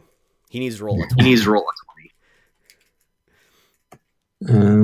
Are there still glowing guys left? The captain is still glowing. There are 3 guys in the rigging that are still glowing. The pilot is not, and 2 guys in the rigging are not. Okay, I yell surrender now and shoot one of the glowing guys. Or at one of the glowing guys. All right. In the rigging. Roll to hit. You hit. So you thunk him in the back, and he falls and gets hung up in the rigging as he expires. All right.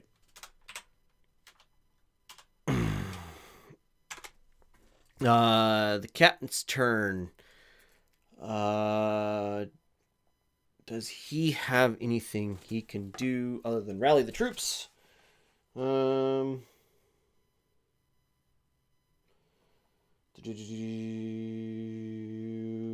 Probably not really. So he's going to rally his guys to try to get away successfully.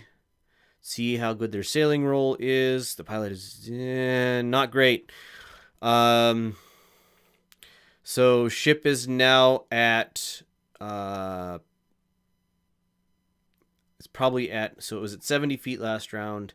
It's gained another 20 feet, so 90 feet. And it will go around the bend. You guys are going to have to chase after it after this upcoming round in order to keep it in sight, because it's out into the river and going down river and picking up speed.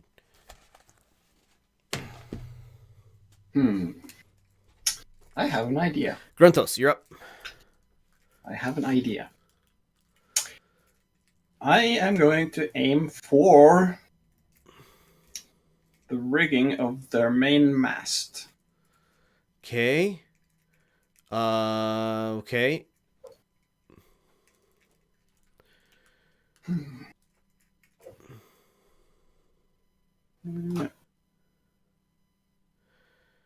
No. So that's a critical fail. So your arrow flies off into the night. You didn't think you could miss the broadside of a barn, but you apparently can miss the broadside of a ship. I'll try again. 10 with a fail, yeah. It's Hail of Thorns. Next time you hit a creature, all right. So you're aiming at the rigging. Yeah. So your Hails of Thorns would not go off because the rigging is not a creature. Does 15 points of piercing damage to rigging. Okay. You hear a rope snap. It doesn't seem to affect very much. Maybe not yet, but that's my turn. Horgold, you're up.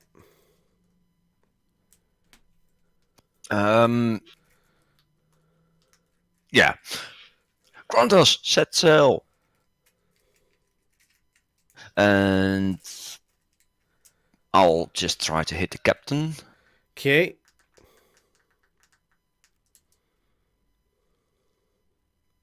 $12. Come on. No. That's still a miss. Yeah. All right. Hollock, you're up. You hit one. Yeah.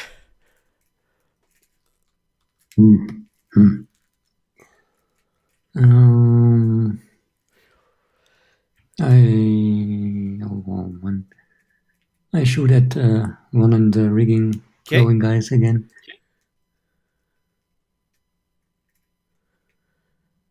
That'll hit. For 5 damage. He is injured but not dead. Does he stop working? He has stopped working, yes. Then there was a third glowing guy in the rigging, right? Yes, there was a third glowing guy in the rigging. There's one left who's doing stuff. And there's 2 more. I will shoot him with my second attack. Go for it. 13-13 miss. So, arrow goes flying past him. All right, you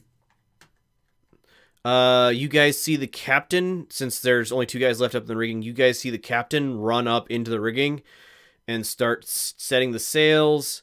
Oof. Okay. And oof. Okay.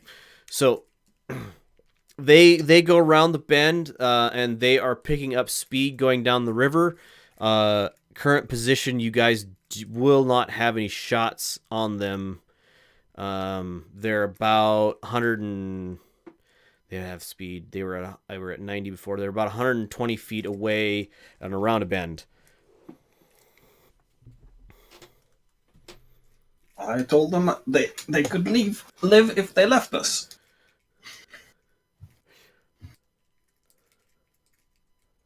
I'm not doing anything. Okay. Nobody else has a shot unless somebody wants to jump into the river and try to swim after them. Grantos, follow them. Why? They attacked us. Yeah, and I said they could live if they left. Yeah, that was before the attack.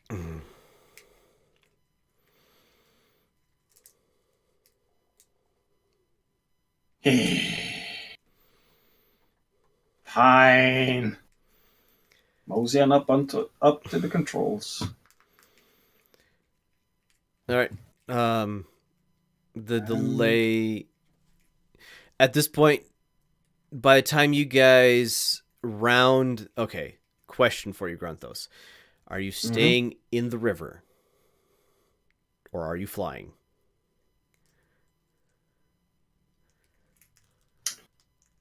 Staying in the river. All right. I'm gonna need a piloting roll from you, please.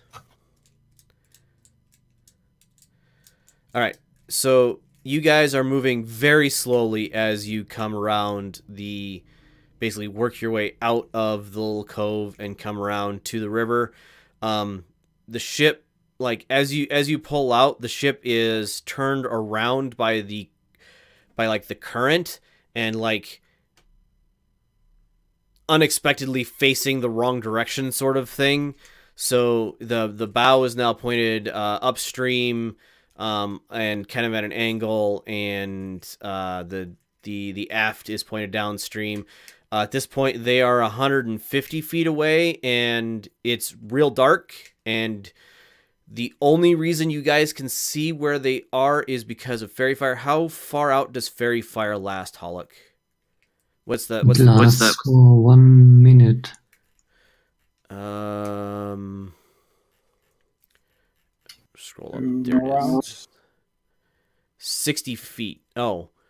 Yeah, no, it's to be active. To cast. Yes, range 60 feet to cast. All right, so yes. So they're 150 feet away. The only thing you can see of their ship is the captain, because everybody else is... And he looks like he is getting the glowing guy who's still alive down out of the rigging. And the pilot... you guys can't really see the pilot. So all you can see is the captain and the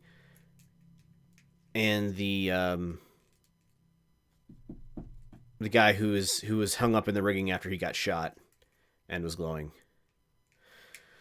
So Horgold, you're up. Every object is also glowing. I don't know what exactly called. Yeah. is So the whole object. deck of the thing is glowing too. So ropes and the ballista, and so yeah, no, actually you can see where the ship is pretty well. This is round 5 or 6. This is round 6. Last 10 rounds. I'll try to shoot the captain. All right. 150. What's your range on your short bow?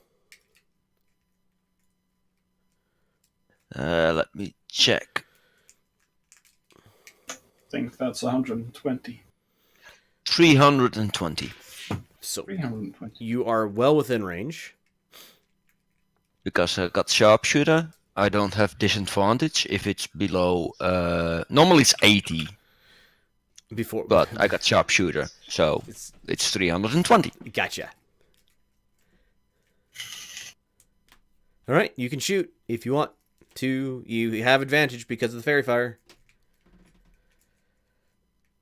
Come on. Darn it. I don't even know. I think Grunthos just has all of your luck. I think that's what it is. Grunthos just has all of your luck. I don't know how you can roll this many with advantage and keep getting that poorly. Can we switch dice, Grontos? Is plus If you one can the tell me actual? how. Okay, is plus one the right number? Because it's sharpshooter. Yeah, for sharpshooter. Okay. Because I take a -5 on the attack. I normally have +6, but it does +10 on the damage. Gotcha. All right, so Hollock, you're up.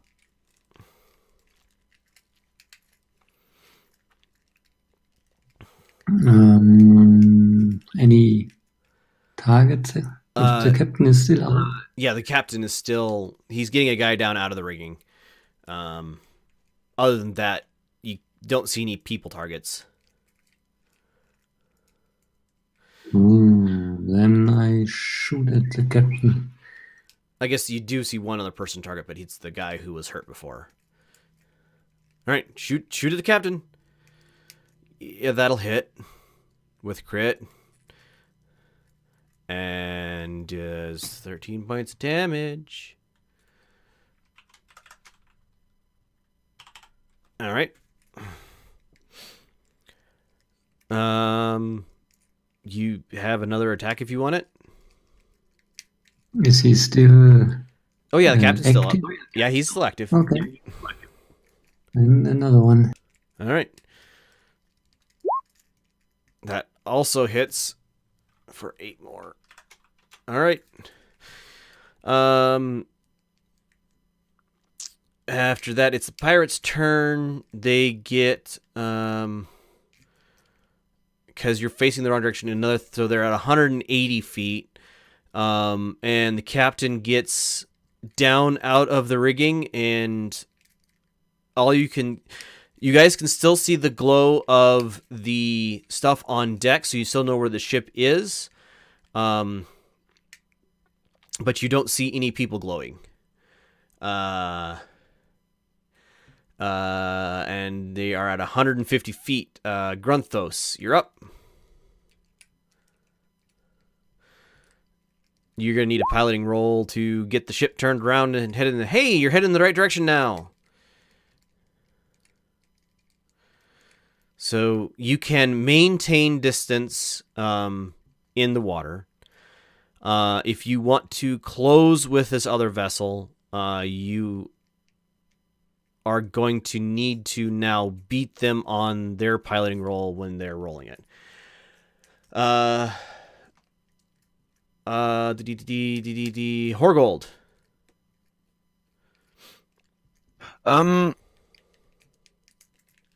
Can I still see the captain? No, he has disappeared behind the rear quarterdeck of his ship.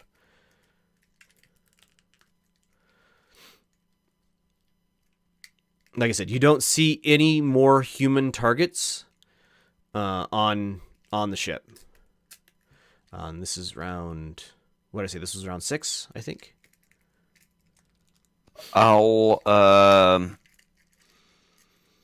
go hide. Okay, you can easily hide. Yeah, you don't even have to roll. Oh, sorry. Yeah. But yeah, and I will ready in action. Okay. Once they come in visual range again, Okay. I will shoot All right.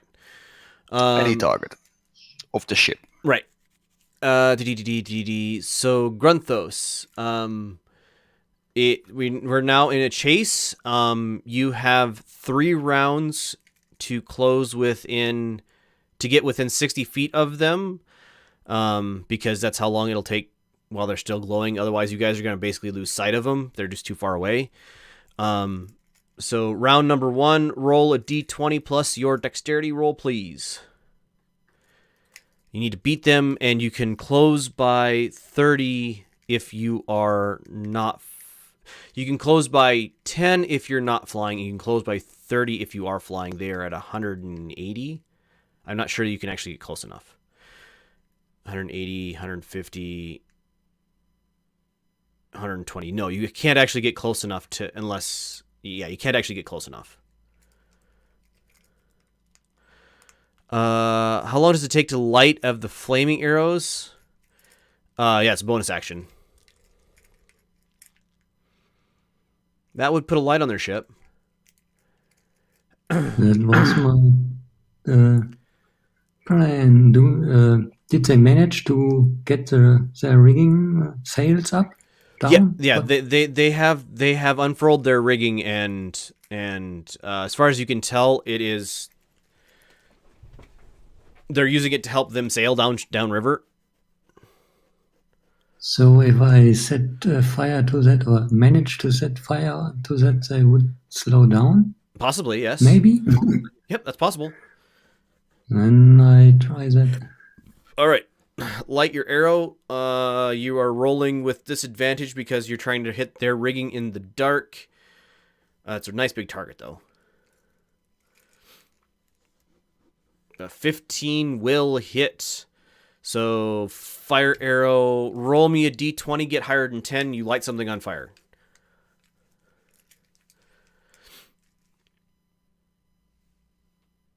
You light some rigging on fire. All right. So, now you can see flaming rigging in the distance. And you guys hear shouts of, fire! Fire! Did you roll your roll to try to catch up yet, Grunthos? Oh, I just rolled. The last roll was trying to... Oh, okay, so roll to see if you can catch up with them. You close, if you're staying in the water, you close the range by 10 feet, so you're now at 170 feet. The rigging is on fire. They're going to try to put it out. They need to roll a thing to do that. They do not. Rigging is still on fire. All right, top of the order, Grunthos. You still just gonna try to catch up to them? This is round 7. Okay. And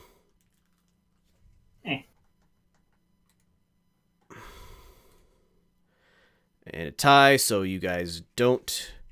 Still at 170 feet. Horgold, your turn. Nobody in sight.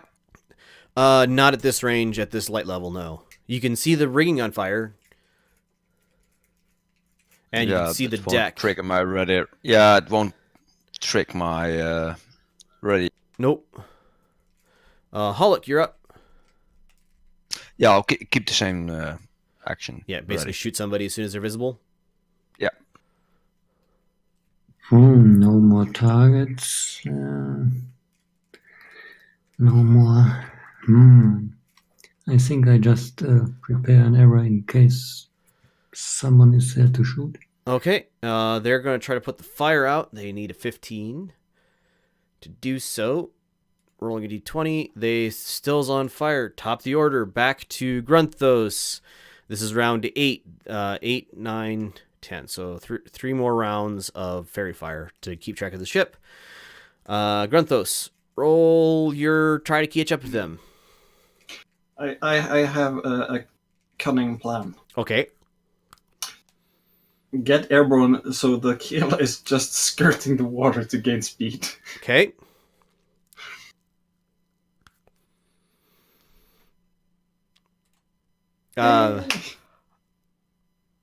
Despite your cunning plan, you flub it a little bit and they increase the range.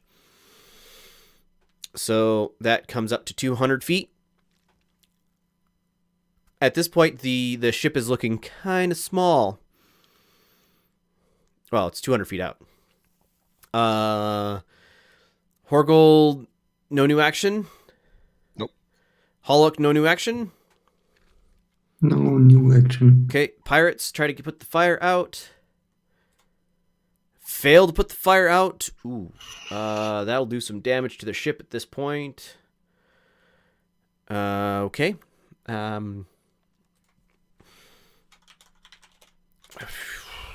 That's not a lot of damage, but... All right. Grunthos. Roll your thing again. This is round 9.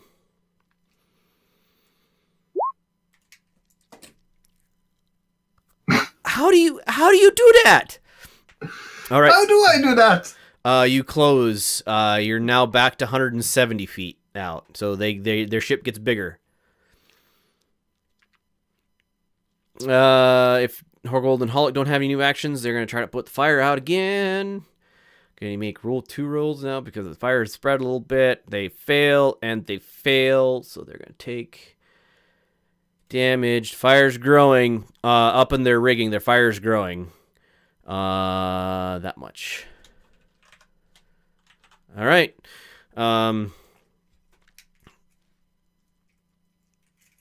Grunthos, this is round 10. Roll your thing. I don't even... All right, so you close to 100 and... be 140 feet. How Rigging, do I do that? rigging is still on fire. Even I do not know how I do One that. fire goes out. Other fire is still lit. So they get part of the fire out on the rigging. The only thing you guys see right now is the rigging in fire in the night. They did get some of that fire out. All right. Grunthos, roll again.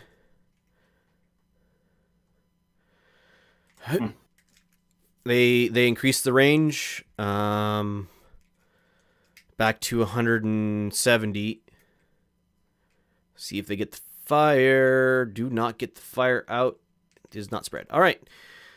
Roll again. See it maintain. Oh. This is just the most exciting chase scene ever. Not really. They continue to extend the range. I'm going to say unless you succeed with the next round, they're going to escape no matter what.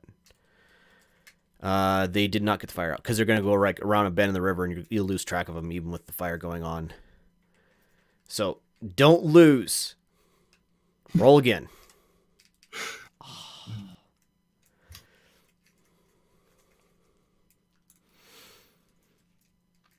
You close distance back down to 140. Let's see if they get the last fire out though.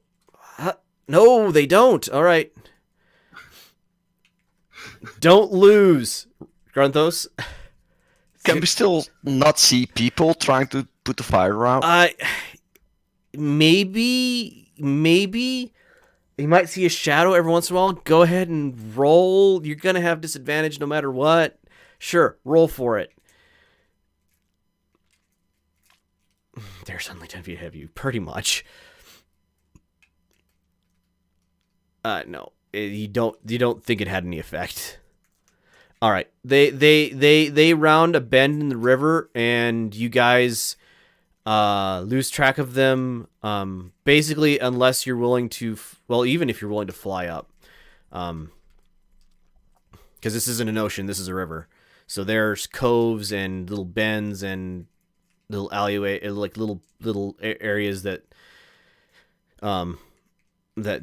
that they can like duck into. A little bit more sailing, and you guys see like the sputtering remains of a sail floating past you. Like embers and a little bit of fire and stuff. Looks like they eventually ended up cutting away their sails to get the burning sails out of. But yes, you have lost track of them. And what's the surrounding like here?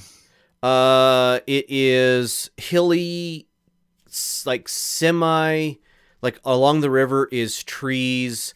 Above the river you have like grassy areas, look like probably horse and cattle fields. Nothing, you don't like see any buildings or people. Right now you guys are like floating keel height above the water. And it's almost night, right? It's like the middle of the night. It's like midnight at this point. Well, let's go up, Grunters, and have a sleep. Yeah. Just pull the levers and get to, say, 1,500 feet ish. All right, so you fly up nice and Don't high. need air. I'm assuming you don't fly up so high that you can't breathe anymore. Nope. I fly up so high enough that the Earth looks quite a bit smaller than it usually does. The ground does. Right. All right, so you guys fly up into the night. It is calm. Occasionally below you, you hear shouts, just kind of carried on the wind, shouts of people sailing, or you're not exactly sure what. Looking down below you, it's real dark. The river itself is a little misty. And the night passes, and we will go ahead and end there. So, thank you everybody for watching. It has been great having you here. Thank you to all the players. We will be back again, not next week. Next week I am doing a subathon instead of the normal D&D stream. So I'll be back playing video games, doing giveaways in those video games. So this game will be back in 2 weeks. Thank you everybody for watching. It's been great having you here. Bye.